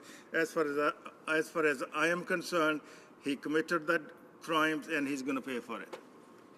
Questions and comments? Questions et commentaires? L'honorable député de... The honourable member for Saint-Hyacinthe-Bagotte. Thank you, Madam Speaker. I'd like to thank my colleague for his speech. Now, my question is this. I don't understand why the member is insisting on defending provisions which, according to many experts like the Canadian Bar Association, the Canadian Association of Refugee Lawyers, Amnesty International, the Canadian Council for Refugees, the Bar of Quebec, the Council of Civil Liberties of BC, UNICEF, and so on, all of these groups say that these provisions probably go against the Charter and don't respect international law. Furthermore, they have been the subject of many constitutional challenges. So how can he defend these provisions? Thank you, Madam Speaker, and thank you, the honourable member, for the question. Madam Speaker, as far as I understand, the same provision is applied by the Australia, New Zealand, United Kingdom, and many other countries. Same thing, and pretty similar to the U.S. Usually, they throw the bombs from the drone. To finish the topic, I think it's a fair deal looking at the regular Canadians, the hardworking Canadian, hardworking people, and the people who commit that sort of crime, in my judgment, they forfeit their rights. Questions and comments? Questions et commentaires. The honourable member for Portage Lisgar. Thank you, Madam Chair, and I want to thank my honourable colleague for his comments and thank him for sharing some of his own thoughts and experiences. You know, there seems to be a bit of a pattern. We have a Liberal government that refuses to call genocide genocide. We have a government that is so consumed with political correctness, and it seems like they're forgetting what the average Canadian and the everyday Canadian is thinking about and concerned about. And we all agree that with Canadian citizenship comes rights and responsibilities. And I believe the Liberals believe that as well, because there are instances where Liberals are not changing the legislation whereby citizens would have their citizenship revoked. There are certain things that in the Liberals' view does constitute a reason to have a citizenship revoked. Why does my honourable colleague, does he have an idea, or why would it be that the Liberals wouldn't think that somebody who commits an act of terrorism against the nation of Canada should have their citizenship revoked, but then there would be other circumstances that it would be all right? Why are the Liberals wanting to protect the citizenship of terrorists but not other types of criminal activity? Honourable member for Markham Unionville. Thank you, Madam Speaker. I thank the honourable member for the wonderful question. I'm also puzzled with the same situation. I got a call a few weeks back, somebody from Scarborough. Somebody made some, so the person claimed, somebody made some minor mistake 25 years back, putting up the thing, putting up on the application. 25 years later, he's told he have the kids and grandkids, and he is told he has to leave the country. So we talk about the balance. This bill C6 have no balance compared to the committing a fraud versus committing crime against the humanity and against the country. If I can add a couple more things. I took another call an hour ago sitting in the back room. The C6 is a lack of nothing was changed into C6 compared to the C24. This person called and asked for, he said the application fee was $1,500 for the citizenship application before Conservative came in. We brought the $500 down, and the Liberal government did not bring anything else down. Many other issues he brings it, I guess. Yeah, so maybe the member could include that in his next remark. The questions and comments, questions et commentaires. The honourable member for Kitchener South Hespeler. Thank you, Madam Speaker. And I just want to thank the honourable member for his speech. I think everyone will agree in this House that the main argument that the Conservatives are given here is that they want to keep Canadians safe. And I do understand that argument, but do they not feel that that all Canadians who commit crimes should face the consequence of their actions through the Canadian judicial system? That way, that will keep Canadians safe. If someone commits a crime, they should be subject to our judicial system, and they should be put in prison. And that way, it would keep everyone safe. I just want to give you, he mentioned an example of the Toronto members, the 18. I just want to give him an example. So if there was a family that came to Canada and one child was born overseas and one child was born in Canada and they committed a certain crime, are they not equal in the judicial system? Are they not equal under the law? One individual would be under this under Bill C-24. One would have his citizenship revoked and the other individual wouldn't. So I don't think that would be equal against the law. And if my member can comment on that. Member for Markham Unionville. Thank you, Madam Speaker, and I thank the honourable friend for the question. As far as I know, I have given at least 2 examples. My friend still is in the same committee. We hear it time after time from the number of people. They believe in if somebody committed a crime against the humanity, the revocation of the of the citizenship is valid, as far as I'm concerned, and a number of other countries from the as I mentioned, in Australia, New Zealand, England, and so on. Regarding the example for those two kids, the effect will happen to the parents only. The kids will stay in this country. I don't think there is no doubt in my mind and our party's mind. Those kids have nothing to do with the parents' crime. The parents committed the crime. Parents should pay for it. Questions and comments, questions et commentaires. The honourable member for Chilliwack Hope.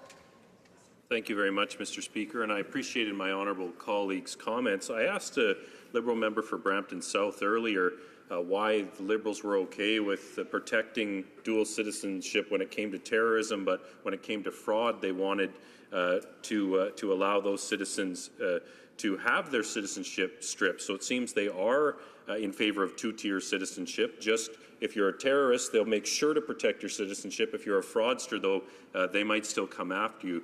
I also wanted to get his comments on a recent case in Denmark where a terrorist, a dual citizen of Denmark, had their citizenship stripped after they committed terrorist acts and plotted against Denmark. So perhaps you could talk about that kind of a progressive country having that sort of law and that sort of system, as well as the Liberals' hypocrisy on the dual-track citizenship.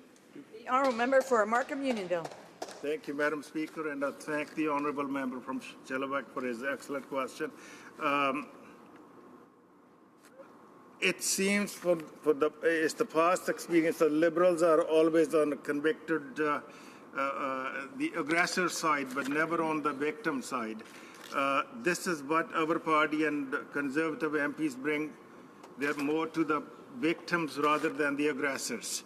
And going back to Denmark and many other countries, that sort of punishment bill makes the difference for that citizens. That sort of thing, they put a fear in their mind. You do certain things, you no longer be living in this country or Denmark or whatever the country that may be.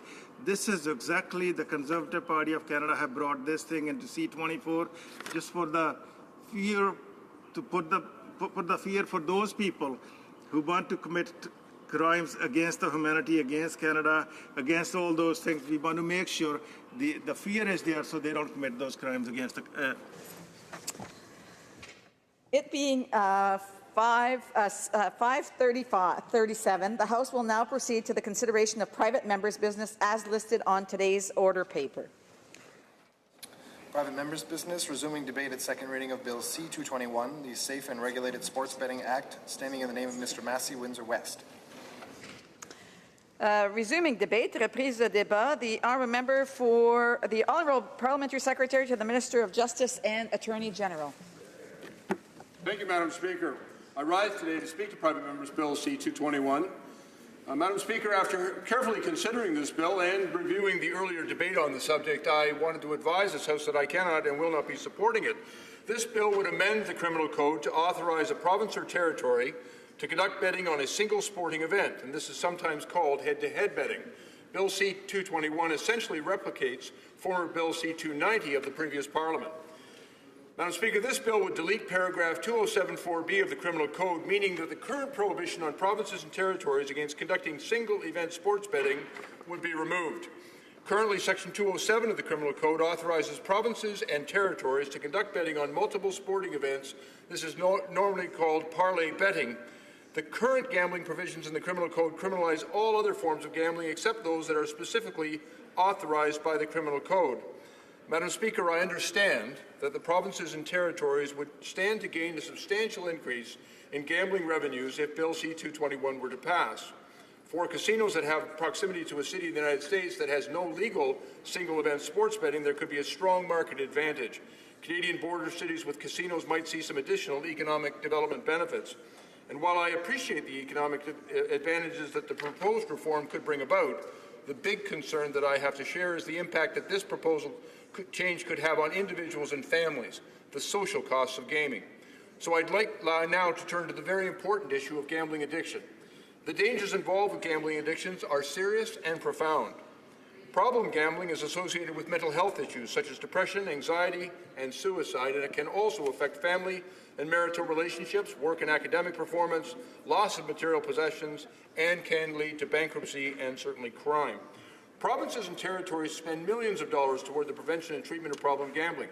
They offer a variety of services and treatments that have been derived from many different methods of counseling and therapy to assist those who have a compulsive gambling problem, as well as family members of those who suffer from this problem. Youth are particularly vulnerable to the problem arising from gambling. In the 2014 study by the Centre of Addiction Mental Health, CAMH in Toronto, found that 35% of students in grades 7 to 12 gambled at least once in the past year.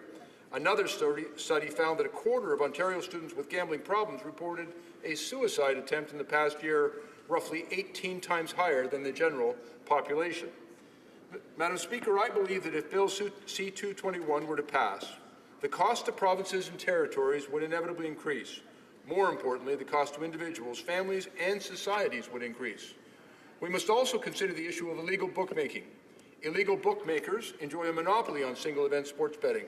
Police report that bookmakers are connected to organized crime. We know that numerous Canadians illegally bet on single-event games. In my view, even if Bill C-221 were to pass, the vast majority of those who bet with illegal bookmakers would continue to do so. This is because bookmakers extend their credit directly to the bettor, unlike the provinces and territories. Illegal bookmakers also have lower overhead costs and can offer more favorable betting odds. Bill C-221 would do nothing to change the attraction offered by illegal bookmaking. Sports leagues are rightly concerned to ensure that there is no match fixing. Professional sports leagues previously have strongly opposed similar bills. They've argued that allowing single game betting would open a Pandora's box of match fixing and social problems associated with gambling. The integrity of sport is critical to maintaining the interest, respect, and loyalty of sports fans. Madam Speaker, in my view, while the sponsors' stated objectives are indeed laudable, the proposals do not achieve the desired objectives without doing significant harm to society, increasing the already high social costs of gambling. And for that reason, Madam Speaker, I will not be supporting this bill and do not recommend that it be sent forward to Legislative Committee for their consideration. Thank you, Madam Speaker. Reprise de débat, resuming debate. The honourable member for Essex. Madam Speaker, I'm pleased to have the opportunity to rise today to speak in support of Bill C-221, also called the Safe and Regulated Sports Betting Act. I'd like to thank my honourable colleague and neighbour, the member from Windsor West, for introducing this act. It's an important piece of legislation. It seeks to delete Section 207(4)(b) from the Criminal Code, which explicitly prohibits wagering on any race or fight or on a single sports event or athletic contest. The bill may sound familiar, and for good reason. It was previously introduced by my friend Joe Comartin, the now retired member for Windsor-Tecumseh. He did more than just introduce it, though. His bill was debated in this place, passed in a vote at third reading, and sent to the Senate.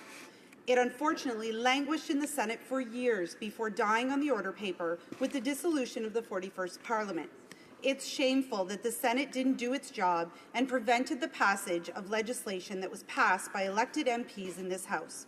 So I thank the member from Windsor West for choosing to reintroduce his former colleague's bill and for his continued work serving his community in our region of Windsor-Essex. As I mentioned, Bill C-221 would remove the clause in the Criminal Code that prohibits betting on any race or fight or on a single sports event or athletic contest. Betting on sporting events is not illegal in Canada. Since 2005, Canadians have spent around $500 million annually betting on sports legally. What this bill does is make betting on a single event legal. Right now, individuals are required to bet on at least 2 events. In Ontario, the minimum is 3. This so-called parlay system is under the jurisdiction of the provinces, as is all operating, licensing, and regulating of legal gambling. Bill C-221 would simply allow for single sports betting to come under the purview of the provinces as well. The Safe and Regulated Sports Betting Act is very relevant to the people who live in my riding of Essex. A large employer and attraction in our region is the world-class Caesars Windsor Casino. People come from all over southwestern Ontario and the American Midwest to visit Caesars, both for its entertainment purposes and to enjoy the many other tourist attractions of the Windsor-Essex region. Local residents know how much Americans love coming over to Caesars. All you have to do is look at the border traffic on any weekend in Windsor. Americans choose to come to Windsor-Essex, even though Detroit casinos may be more convenient for them. They like coming to Canada, especially now with the lower dollar. The legislation before us today would give casinos like Caesars a competitive advantage over their competition south of the border. This is good for Canadian jobs, tourism, and our economy. Currently, only Las Vegas, Nevada offers legal single sports betting in North America. Think about that. If someone wanted to place a legal wager on the Super Bowl, the Grey Cup, or the Stanley Cup Finals game, the only place they can do so is Las Vegas. For the Super Bowl weekend alone, there are estimates that nearly $116 million was generated. There is tremendous economic opportunity here. Gaming is the largest sector of the entertainment industry. It directly supports more than 128,000 full-time jobs and generates $8.7 billion in revenue to the governments and First Nations groups. A Canadian Gaming Association study estimates that the introduction of single sports betting would generate $70 million in revenues and nearly $31 million in ancillary revenues to the Windsor-Essex region. Other border regions with casinos would similarly benefit. Many communities stand to gain from this new source of revenue that would be returned in part to the community. It's been estimated that allowing single sports betting could create 100 direct jobs at Caesars Windsor. This is huge for my region, which has stubbornly high unemployment rates. Over the past decade alone, we have lost well over 10,000 good manufacturing jobs. We need new opportunities in our region. This is why my colleague's bill has widespread support, including from the City of Windsor, the City of Niagara Falls, the Canadian Gaming Association, and the Windsor-Essex Chamber of Commerce. We had a delegation come to Ottawa earlier this year to encourage parliamentarians to support this bill. Representatives came from the Canadian Chamber of Commerce, the Canadian Labour Congress, the Canadian Gaming Association, and others. Despite the bill's broad support, the government has said that they oppose Bill C-221 because it could potentially have negative impacts on those who struggle with a gambling addiction. This is a serious concern and something I'm very sensitive to. Addiction is a serious problem, one that can destroy the lives of people and families in our community. Let's not underplay that. However, I don't see any evidence put forth by the government to support their claims that Bill C-221 would encourage gambling problems.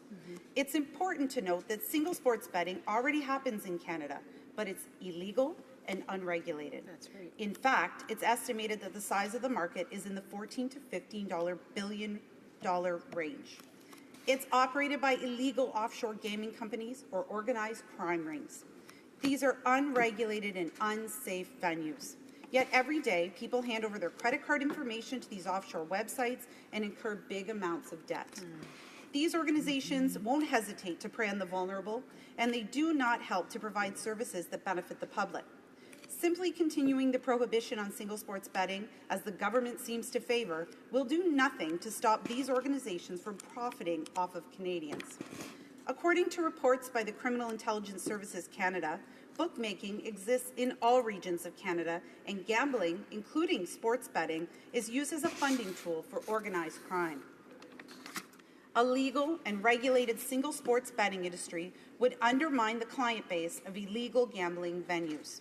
Legalization would not only reduce their profits by providing customers with a legal alternative, but it would also protect law-abiding citizens. For those who currently participate in single sports betting by dealing with criminal groups, a regulated industry would provide a safe alternative. This safe alternative will be of greatest benefit to those suffering from an addiction to gambling. As I have said, we need to support those who need our help, and continuing this prohibition on single sports betting impairs our ability to do this. Instead of being exposed to the opportunities and services available to them in a safe, legal, and regulated environment, those suffering from gambling addiction are forced to interact with predatory and criminal enterprises. This is dangerous to their personal safety, financial health, and also detrimental to their ability to heal.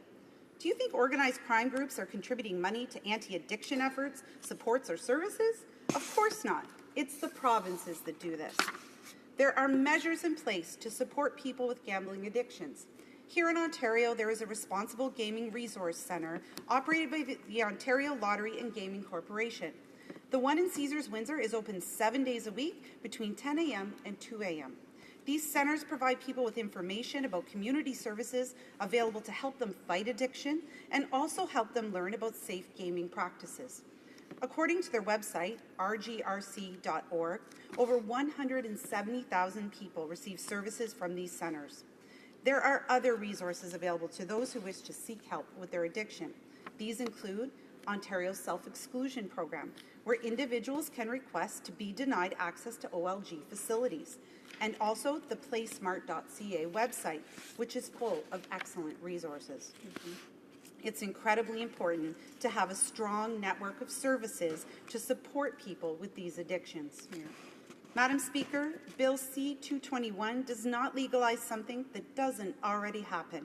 Single sports betting happens every day in Canada. What we're talking about here is providing the opportunity for the provinces to be able to regulate and coordinate in a safe environment. We know and believe that moderation is the key to responsibly enjoying other forms of gaming. This principle should be applied to single sports betting. So let's take the money out of the hands of criminal groups and put it to work for our communities. Providing a safe and legal environment for Canadians and providing the vulnerable with better addiction services is absolutely something that deserves all of our support. In conclusion, Madam Speaker, I want to encourage my colleagues to give serious consideration to supporting this bill at second reading. I urge all members to vote in support of the Safe and Regulated Sports Betting Act. Thank you, Madam Speaker. Resuming debate, reprise de débat, the honourable member for Burnaby South. Thank you, Madam Speaker. It's a pleasure to stand tonight and speak to this bill, C-221, and an act to amend the criminal code on sports betting put forward by my colleague, the MP from Windsor West. Before I start, I'd like to say a few things about the MP from Windsor West. I can't think of a better champion for his or her community than this MP. Yes, there we go. The dean of our caucus, Madam Speaker, the dean of the NDP caucus, not only is he a voice for reason in our party and in this House, but also he's a tireless defender of his community. And this bill shows us, Madam Speaker, that he has a deep understanding of how his region works and the needs in his region, and then is prepared to put forward positive ideas and proposals to make the local economy better. So, Madam Speaker, this bill in brief proposes to modernize the criminal code to allow provinces to regulate single sports event betting. I'm sure you've heard that today and through the speeches. In doing so, the member argues, is putting his bill forward, that it will add economic benefit to not just his community, but to many Canadian communities, and reduce the influence of organized crime. I'm going to speak a bit about those 2 points, Madam Speaker, but also, actually, I'm supporting this bill for a different reason that I'll share shortly. So this bill, Madam Speaker, amends the criminal code by deleting a section of the criminal code which explicitly prohibits provinces from allowing wagering on, quote, any race or fight or single sports event or athletic contest. So this allows for wagering on the outcome of a single sporting event, which many Canadians are probably confused that we don't already have this. So this is a throwback law, Madam Speaker, that has been in place for a long time, and a lot of people's views unnecessarily. So, Madam Speaker, there has been a shift in how betting laws are regulated in Canada. The federal government has decentralized a lot of this control to provinces over the years. Provinces are currently responsible for operating, licensing, and regulating all legal forms of gambling, including the lottery schemes. And, Madam Speaker, this is really because each region, each province has individual needs and, of course, different cultures where gambling and related events, there are perhaps different views among local populations that have to be reflected in provincial laws, Madam Speaker. So this makes sense, and it's not like we don't have unregulated betting at all. Of course, it's handled by the provinces. I think there was too much regulation at one point, and now we're kind of reaching a point where we've decided that the provinces will take care of all this. So each province determines the type, the amount, and location of gaming activity that is available in their jurisdiction, which seems right to me.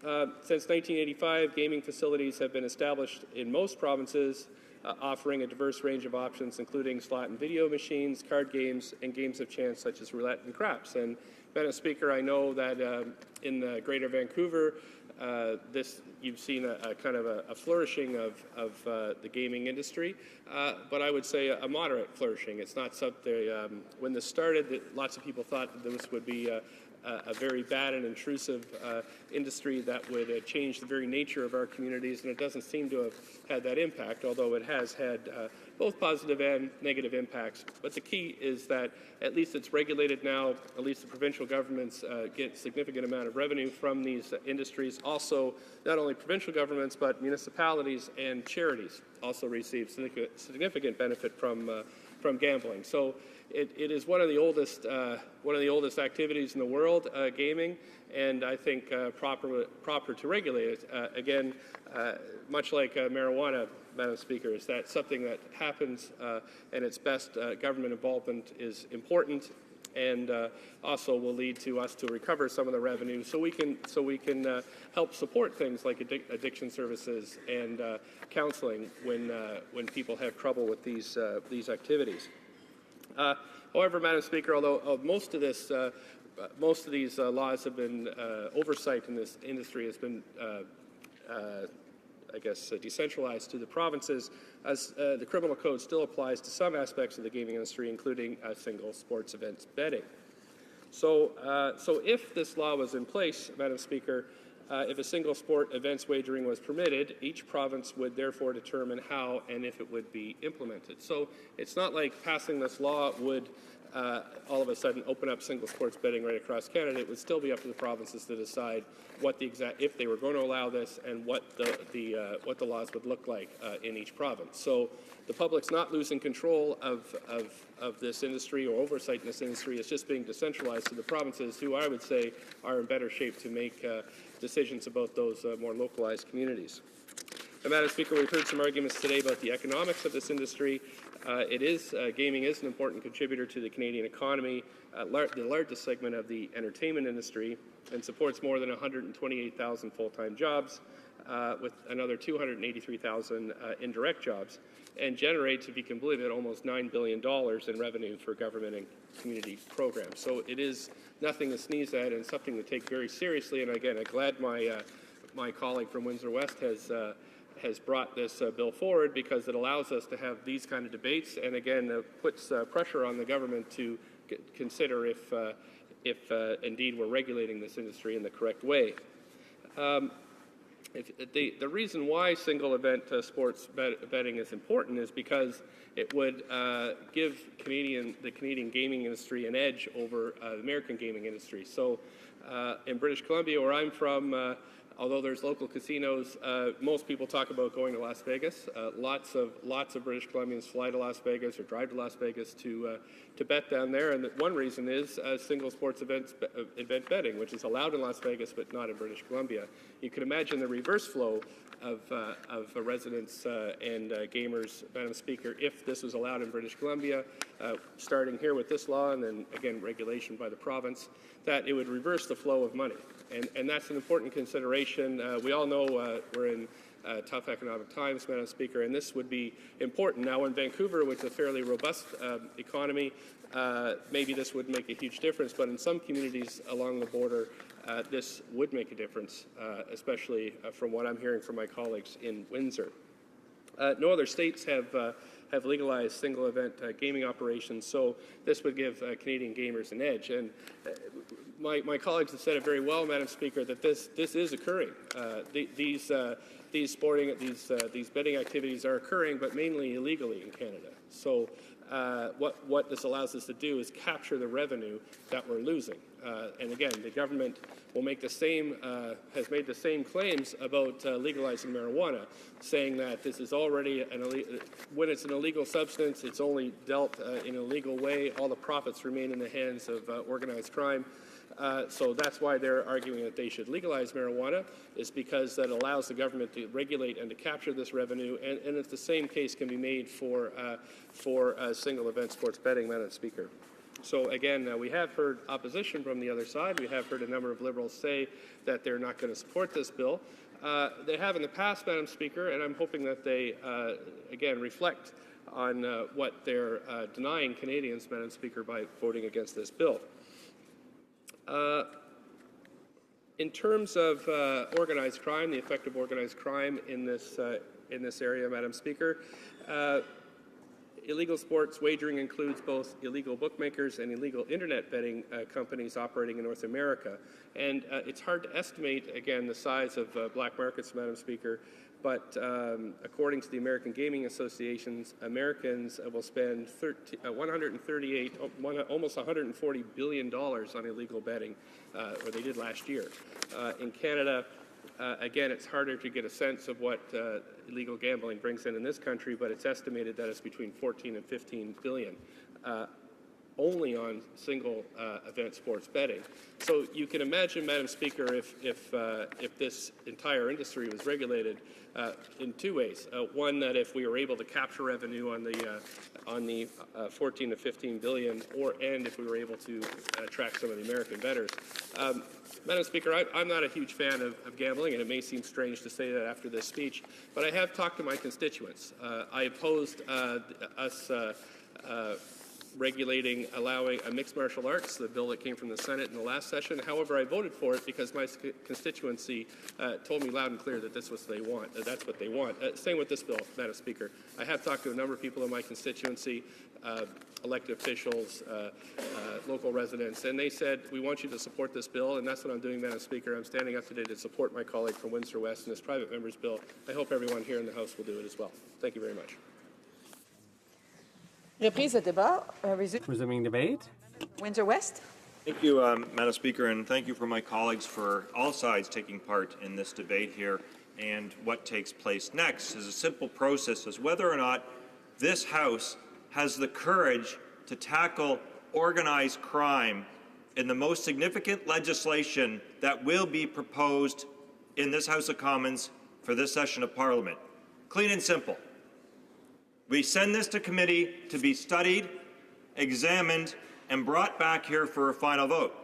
So let's look at the facts real careful, Madam Speaker.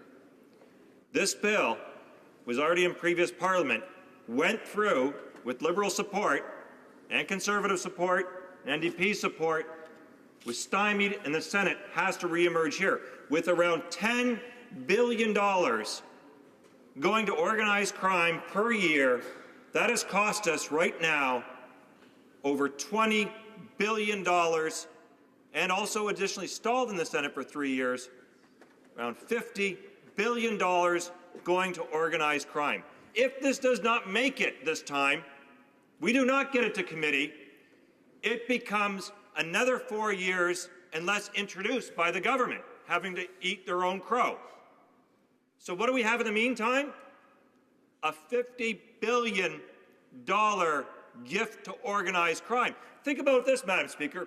Organized crime will get the biggest single corporate tax cut of this government.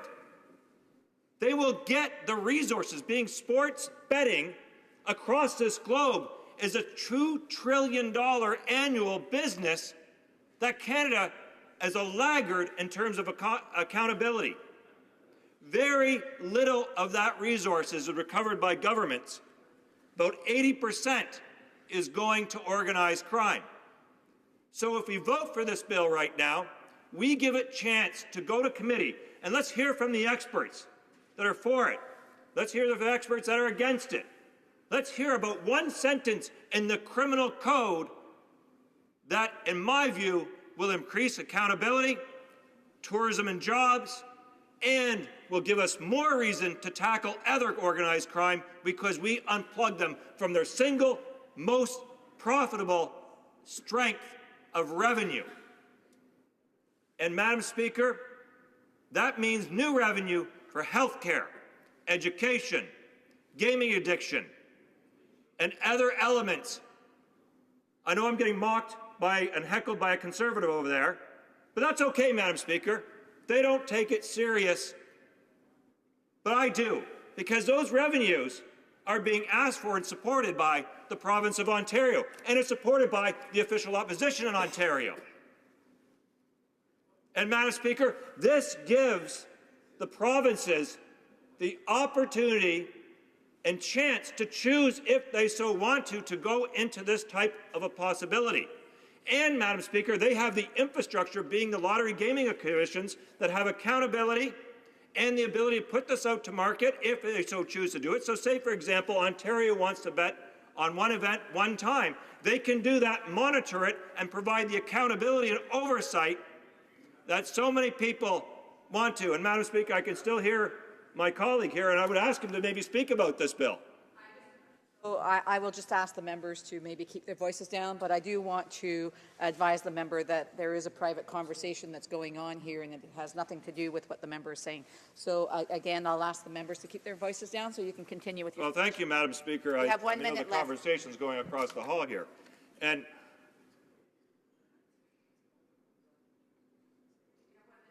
thank you, Madam Speaker.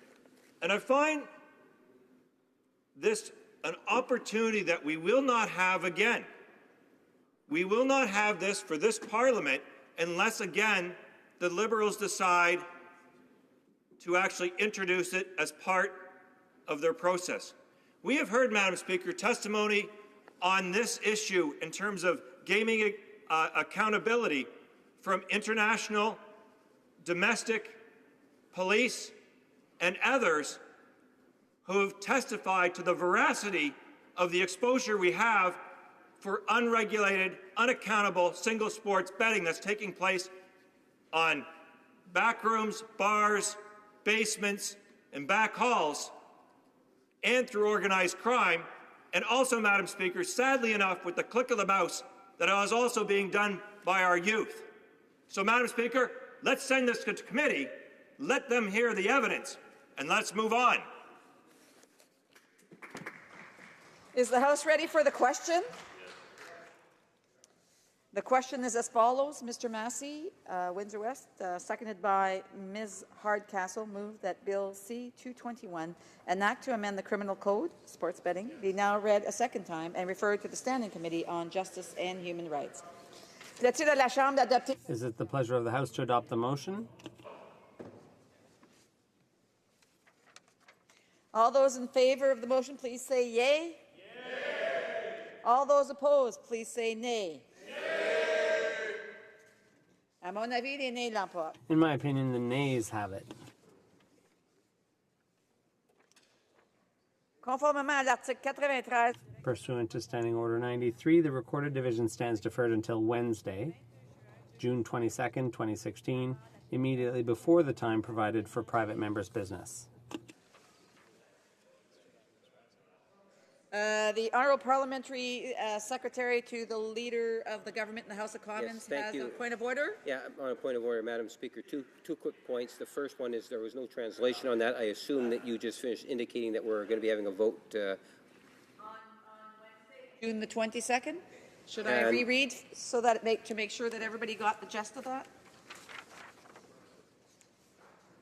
Pursuant to Standing Order 93, the recorded division stands deferred until Wednesday, June 22nd, 2016, immediately before the time provided for private members' business. Was there translation on both sides? Point of order from the Parliamentary Secretary to the Government House Leader. Yeah, Madam Speaker, I suspect if you were to canvass the House, you might find leave to call it 6:30 or 6:35.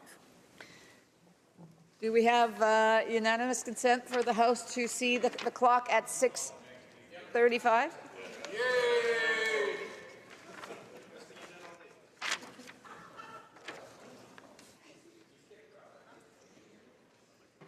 J'ai l'honneur de faire savoir à la Chambre. I have the honor to inform the House that the Senate has sent a message to say that it has adopted the following bills.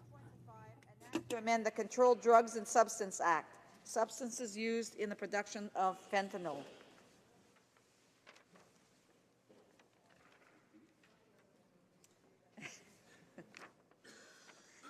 Order. In accordance with Standing Order 38, a motion to adjourn the House is deemed to have been made and seconded at this time. Therefore, the question is as follows. Que cette chambre s'ajourne. That this House should now adjourn. The honourable member for Regina Louvain.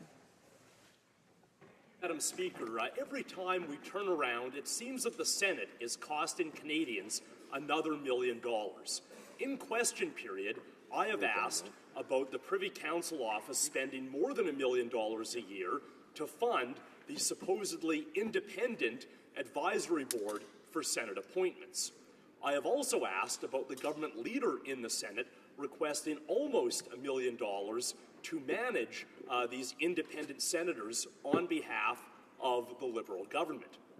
I'm very interested in hearing the government's explanation as to why it has a leader in the Senate requesting all of these managerial resources if its senators are truly independent of government direction.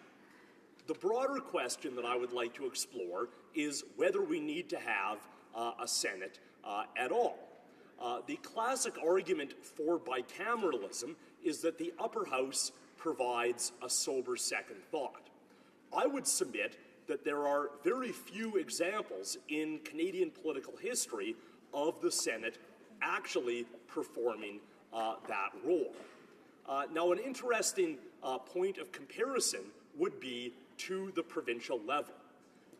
I don't think many Canadians are saying, if only we had an upper house in our provincial legislature, our province would have better laws. If only our premier appointed a group of people to review the work of elected members of the Legislative Assembly, the governance of our province would be improved. That's not what you're hearing in the coffee shops of Regina, and I don't think you're hearing it anywhere else in this great country.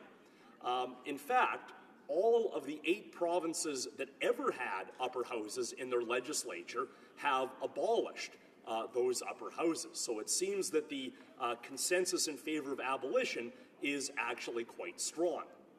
Now, we sometimes hear the argument that, well, we do not need upper houses in our provincial legislatures.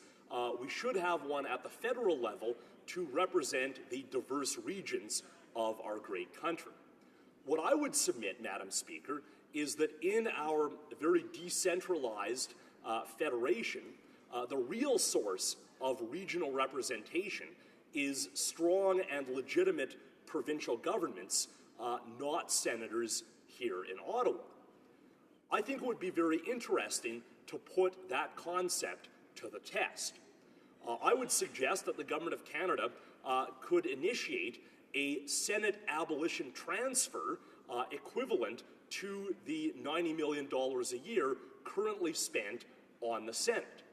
Those funds could be directly transferred to provincial governments in proportion to the number of Senate seats that their province currently has. So, for example, Prince Edward Island currently has 4 out of 105 senators. So it would be entitled to well over $3 million per year from this Senate abolition transfer. Madam Speaker, I believe that the government and the people of Prince Edward Island have far better things that they could do with more than $3 million than to support 4 senators here in Ottawa.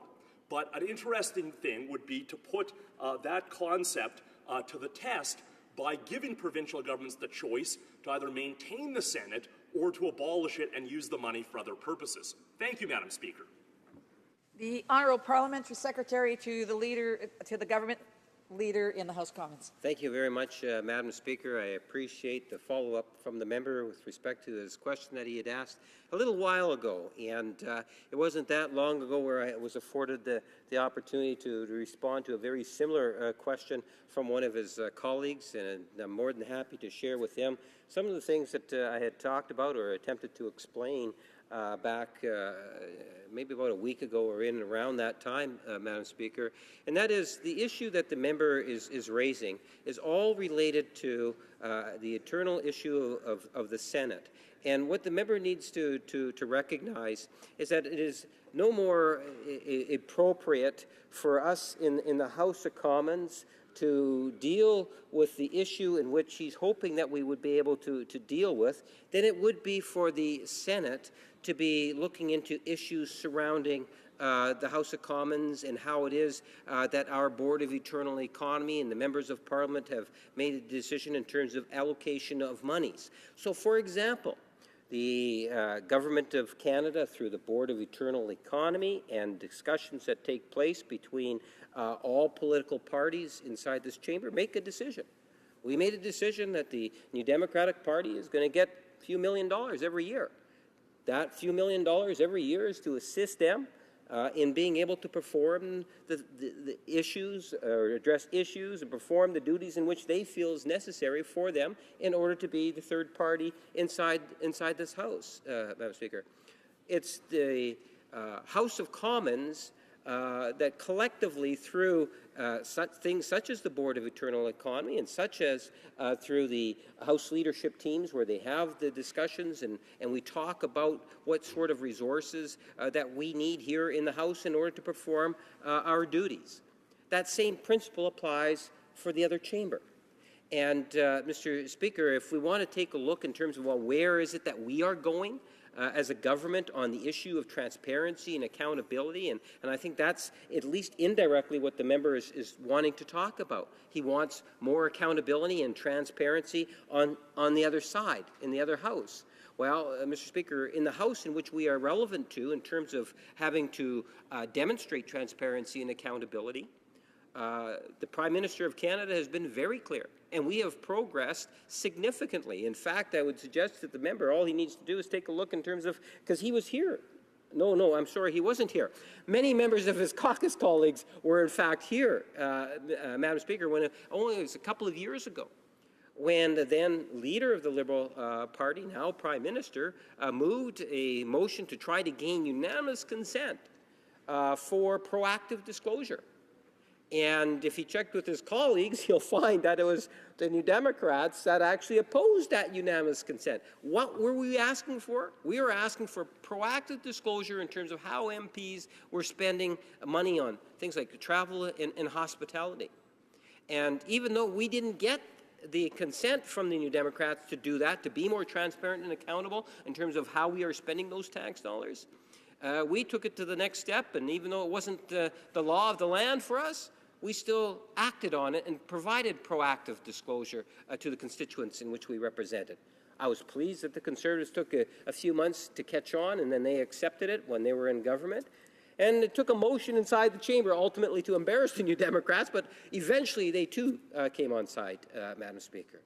The point is, of course, is that we recognize the importance of transparency and accountability, and on this side of the House, we're going to do what we can to enforce it. Member for Regina Louvain. Thank you, Madam Speaker, and I will take it as a compliment that the member for Winnipeg North assumes that I am a veteran MP who was here in the last Parliament. That's very kind of him. To get into the substance of this adjournment debate, the argument that we heard from the member across the way was that it is inappropriate for members of the House of Commons to second-guess the functioning of the Senate. Now, this is a very convenient way for the member for Winnipeg North to not actually address any of the specific arguments or analysis that I presented. But, Madam Speaker, it's also the ultimate circular argument on his part, because essentially what he's saying is we have to accept the Senate's legitimacy because the Senate is legitimate. What I'm arguing, Madam Speaker, is that the Senate isn't legitimate, and indeed that we should do away with it. So when the member talks about accountability and transparency, that's not what I want. I think we should abolish the Senate. Thank you. The Honourable Parliamentary Secretary to the House Government House Leader. Yes, but Madam Speaker, you know, at the end of the day, it's the after-hours show, which means, or proceedings show, which means is that we follow up questions that were asked at a previous time. If that's what it is that the member really wanted to talk about, that's maybe what the question should have been when he originally posed the question. And then we'd be able to have that discussion. if the member wants to talk about the future of the Senate, or if he wants to talk about the future of democracy for Canadians, we just agreed to a wonderful all-party standing committee that's going to be taking in all sorts of ideas, in which we surrendered the majority of government so that the opposition would feel even that much more empowered. If those are the types of things that the member wants to talk about, in particular the issue of Senate and the role of that institution in the years ahead, I would suggest that the member might have that discussion amongst his caucus colleagues and encourage maybe an opposition day on it, or encourage a question-in-question period on it. Thank you, Mr. Mayor. The honourable member for Carleton. The Liberals have been talking an awful lot about the middle class lately. In fact, they produced a cool chart in their budget to try and demonstrate that middle-class incomes have almost not grown at all in 40 years. Now, that claim was surprising because Conservatives had previously produced data showing that middle-class incomes had skyrocketed over the last decade alone. So I secured the Finance Canada data that was used to create that funky chart I mentioned earlier to try and reconcile the claims. So looking at the data, who is right? Conservatives who claim higher incomes for the middle class in the last 10 years, or Liberals who claim that the middle class has almost had no real raise at all in 4 decades? The answer? Both. How is that possible? How is it possible that Liberals can say truthfully that incomes haven't gone up in 4 decades, and Conservatives can simultaneously say truthfully that they've gone up dramatically in the last 10 years? Well, look at the chart. In 1976, the median income in Canada in constant inflation-adjusted dollars was $46,300 under the first Prime Minister, Pierre Elliott Trudeau. But they dropped by $2,800, or 6%, down to $43,500. It then took 30 years to recover incomes back up to $46,500. In other words, the first Trudeau did so much damage to middle incomes in this country that it took almost 3 decades for the Canadian economy to undo that damage. And then, during the subsequent Conservative government, incomes did rise from $44,700 to $49,602, an increase of $5,000 or 11% after inflation. That is according to Liberal budget data. That's the largest increase in median incomes in 40 years. In fact, under our recent Conservative Prime Minister, median incomes grew faster than under the Trudeau, Clark, Turner, Mulroney, Campbell, Chrétien, and Martin governments combined. Again, according to data in the Liberal budget. The question really is, given that this chart, which comes from page 11 of the Liberal government's budget book, demonstrates the overwhelming damage that the first Trudeau did to middle incomes, why would his son produce economic policies that are nearly identical? Rising taxes, spiraling debt, massive government interference and control in the economy, and bailouts for incompetent corporate leaders. Madam Speaker, why would the current government want to repeat the mistakes of a previous Liberal government that took 30 years to reverse?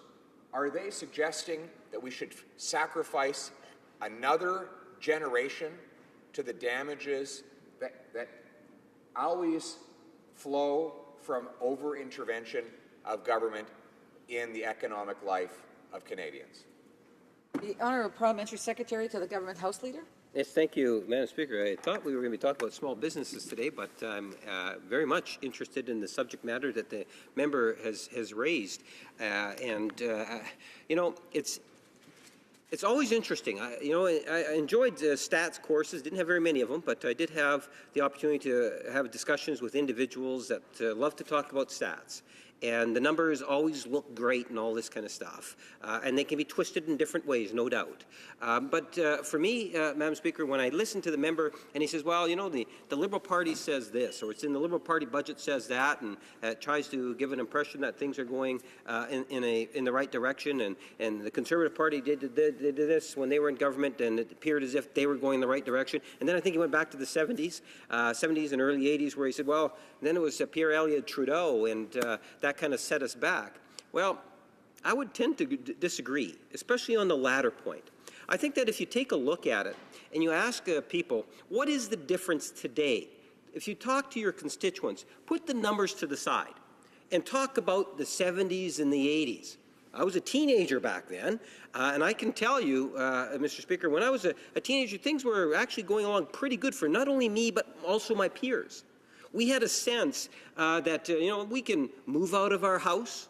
We could actually acquire the assets, buy a house. We had these dreams and so forth. Madam Speaker, the general feeling at the time was that people had a disposable income, and that disposable income was enabling them to fulfill their dreams. Now, how does that compare over the last 10 years? Check with how many parents will tell you that, you know, I love my son, I love my daughter, but they're 28 years old and they're still living in my basement. They're still living at in the homes. And we love our children and we want them to be able to stay with us as much as possible. But the point is, Madam Speaker, is that the disposable income is something that's of critical importance in terms of lifestyle and so forth. And I don't believe, if you were to check with my constituents, I believe that they would concur with me on this point, that it seems that they have not had the same sort of money to be able to do the things in which they want, and that their generation, is feeling somewhat left behind at a very critical time in the last 10 years. I think that what we need to see is to see a government take a proactive approach at trying to build hope, to demonstrate that they believe in the middle class. In this government, more than any other government, I would suggest to you, even more than just the last 10 years. This Prime Minister and this government has put so much focus on the middle class and building the middle class. And two great examples of that is, number one, the Canada Child Benefit Program, a very progressive program that's tax-free, that's going to lift literally hundreds of thousands of children out of poverty. That's one. The second one is the first initiative that we took in terms of legislation coming into the House, and that is the tax break, in which over 9.6 million Canadians are directly going to benefit from. That's both policies are going to see literally hundreds of millions of dollars of disposable income being put into the pockets of Canadians in every region of our country. And that is going to benefit, I believe, Madam Speaker, all Canadians. And most importantly, I believe, change the attitude, hopefully provide more hope for Canadians as they see a government that truly believes in the middle class and wanting to support it. Well, member for Carleton. Well, Madam Speaker, the honourable member tries to replace the stats in his government's own budget with hypothetical and unnamed anecdotes of people people who may not even exist outside of the four walls of his own head. I'm quoting data not from some conservative source or think tank. I'm quoting data from the Liberal budget, and it not only shows that middle incomes grew by 11% under the previous Conservative Prime Minister, but that the greatest growth was among female income earners, who saw a 14% increase, an increase that was 5 times the rate as under the Chrétien and Martin governments, and 5 times the rate of the previous Trudeau government. So for a party across the way that talks a lot about the middle class and talks a lot about gender equality, they should look back at the successful outcomes that, according to their own budget, were secured under the previous Conservative government in lifting up the middle class, and in particular, hardworking women who went into the workforce and saw their opportunities expand along with their horizons. Thank you. Honourable Parliamentary Secretary to the Government House Leader. Well, Madam Speaker, as I indicated, I was somewhat expecting that we were going to be talking about small businesses. I had a lot of wonderful things to say about small businesses, and instead the member comes forward and he has all these stats, and he says, well, he wants me to use stats. If I was to reflect on stats during the former Conservative government, the one that comes to my mind is the issue of jobs. Imagine the hundreds of thousands, not tens of thousands, hundreds of thousands of jobs that were lost in the manufacturing industry while the Conservatives were at the reins of power over the last 10 years. Those are stats, Madam Speaker, real stats that really affected. And when you were making $35, $40 an hour at a manufacturing plant, and you're 45, 50 years old, and you now find yourself unemployed, then try to find a job. And to what degree did the Conservative government assist them in that, Madam Speaker? In one word, not. Instead, Madam Speaker, they had a substantial shift from that $35, $40 an hour job going to $17 an hour jobs, more often than anyone would like to see, Madam Speaker. So if we wanted to talk about stats, I'd invite the member to come back. Hopefully I'll be able to provide a response where we can just do some comparisons just strictly on stats. The Honourable Member for Sherwood Park, Fort Saskatchewan. Thank you, Madam Speaker. Earlier, I had an opportunity to raise the situation facing the Rohingya Muslim community in Burma. And I did not receive a response at all about the conditions of the Rohingya people in Burma, and I hope I'll be able to get more information about what the government is doing with respect to leadership on human rights in that country. I've asked questions before about process, about my concerns about changes that have been made in terms of the public service around human rights, specifically the elimination of the Office of Religious Freedom. But this question is about what the Foreign Affairs Minister has done and is doing to raise the very concerning human rights situation facing the Rohingya Muslim community. At the time that I asked the question, the minister had been in Burma making a major announcement about spending on democratic development, and yet we didn't hear public mention at all about the Rohingya. And it's important not just to have the capacity within foreign affairs working on these issues, but it's also important to have real leadership that we have not seen at all at a public level from this minister when it comes to international human rights. He is present at a press conference where the Chinese foreign minister berates a journalist for asking a human rights question, and we don't see leadership from the foreign minister on that. He opposed a motion to recognize the genocide faced by Syrian Christians, other Christian and other communities, as well as Yazidis in the Middle East. So it's very disappointing in terms of that. Now, specifically with respect to the situation of the Rohingya Muslim community.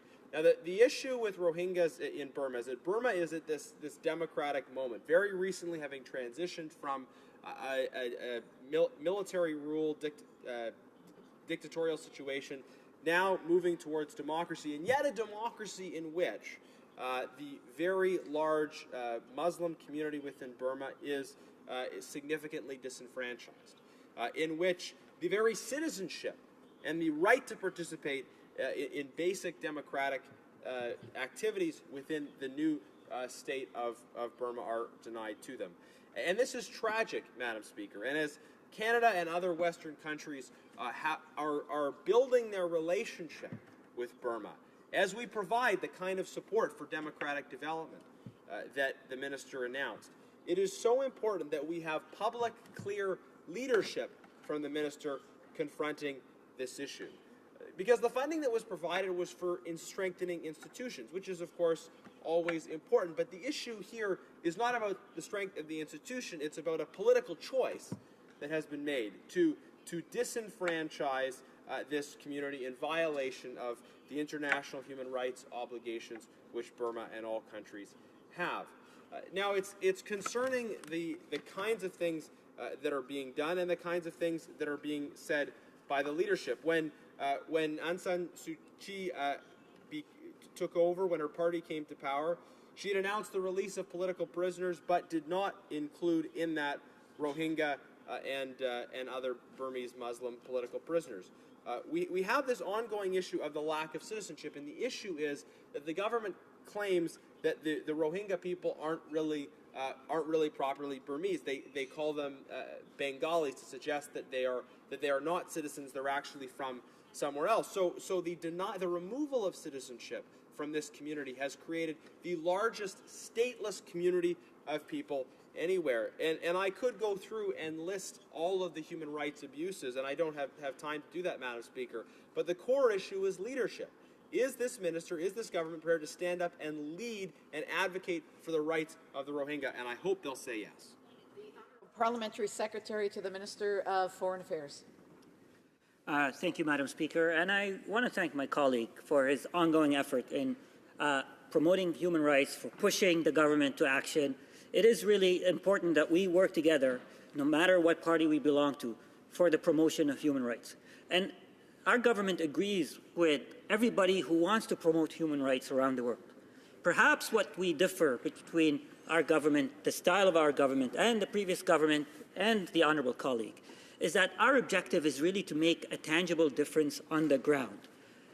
It's one thing to score a public point and make sure that we are, using a megaphone. It's another to approach a problem in a pragmatic way, to find ways that our government acts to make tangible difference on the ground.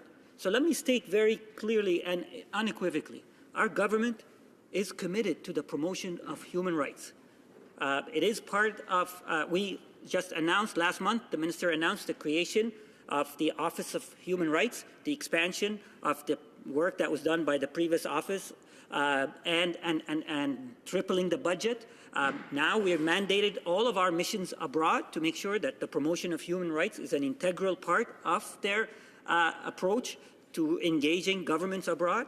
When the minister went to Burma, and let's first be clear, there are concerns about human rights in Burma, and when the minister went there, he did not hesitate to discuss these issues with officials, with NGOs, and he not only met with government representatives, but he took the opportunity to meet with civil society, to listen to them, to hear about the issues and the challenges they're facing.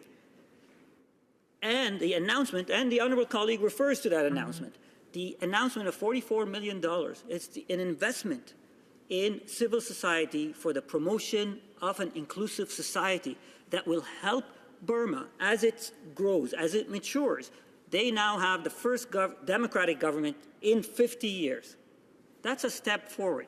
Now, we should not lose sight of much more work that needs to happen, but we need to be constructive. We need to offer our support. We need to share lessons learned and provide them with support and with ideas and suggestions. And that's what the minister did when he went there. So, I'm very proud of the work that our minister has been doing around the globe. He has never shied away from talking about human rights. We are always looking for opportunities to make a tangible, real difference on the ground to help people, particularly oppressed people, to find their ways into full citizenship, to participate in their country, to have full rights. So let's be clear. I agree with my honourable colleague about the importance of promoting human rights. What we disagree on is, what is the approach? Do I want to score a point publicly but not make a difference on the ground? Or do I want to, yes, speak about human rights, but also find a way to work together constructively on how to promote human rights, certainly domestically, but equally importantly, abroad around the world? Thank you, Madam Speaker. The honourable member for Sherwood Park, Fort Saskatchewan. Madam Speaker, let me just be clear that I believe there are cases where it makes sense to work through back channels. And I believe there are cases where speaking clearly, publicly is necessary. And I happen to think that the case of the Rohingya is a case where strong public action and public identification of these issues is necessary. After all, if we cannot be clear about our convictions and public about our convictions with a country to whom we are giving tens of millions of dollars, then what are we exactly afraid of? Now, Madam Speaker, the issue with this minister is that I cannot think, and maybe the Parliamentary Secretary can correct me, but I cannot think of a single case in which he has spoken clearly, specifically, and directly to another country in a public way about the abuse of international human rights. If the government wanted to do something concrete, they could support Magnitsky sanctions. They could find some case where they can speak publicly. With what's happening in Burma, this is a political choice by the government. We need the government to speak clearly, our government to speak clearly to their government and say that the treatment of Rohingya Muslims is totally unacceptable. Will the Parliamentary Secretary accept that some cases, at least, require strong leadership? The Honourable Parliamentary Secretary to the Minister of Foreign Affairs. Thank you, Madam Speaker. And let me be very clear. I am not saying that we do not publicly record our interest in promoting human rights and our disagreement with the treatment of particularly minorities in other countries around the world. And like I said in my opening remarks, we recognize the deplorable situation where minorities in Burma and other places around the world are treated. What we want to do is we want to make a difference. We want to make sure that we work with those governments on promoting human rights. The minister never shied away, regardless of which country he visited that has questionable record of human rights, where he would say publicly he took the opportunity to speak with governments at all levels about human rights and the promotion of human rights. So our commitment to the promotion of human rights is solid, is unquestionable, is unshakable. The difference is that, Madam Speaker, we want to be constructive about it. The motion to adjourn the House is now deemed to have been adopted. Accordingly, this House stands adjourned until tomorrow at 10 a.m. pursuant to Standing Order 24-1.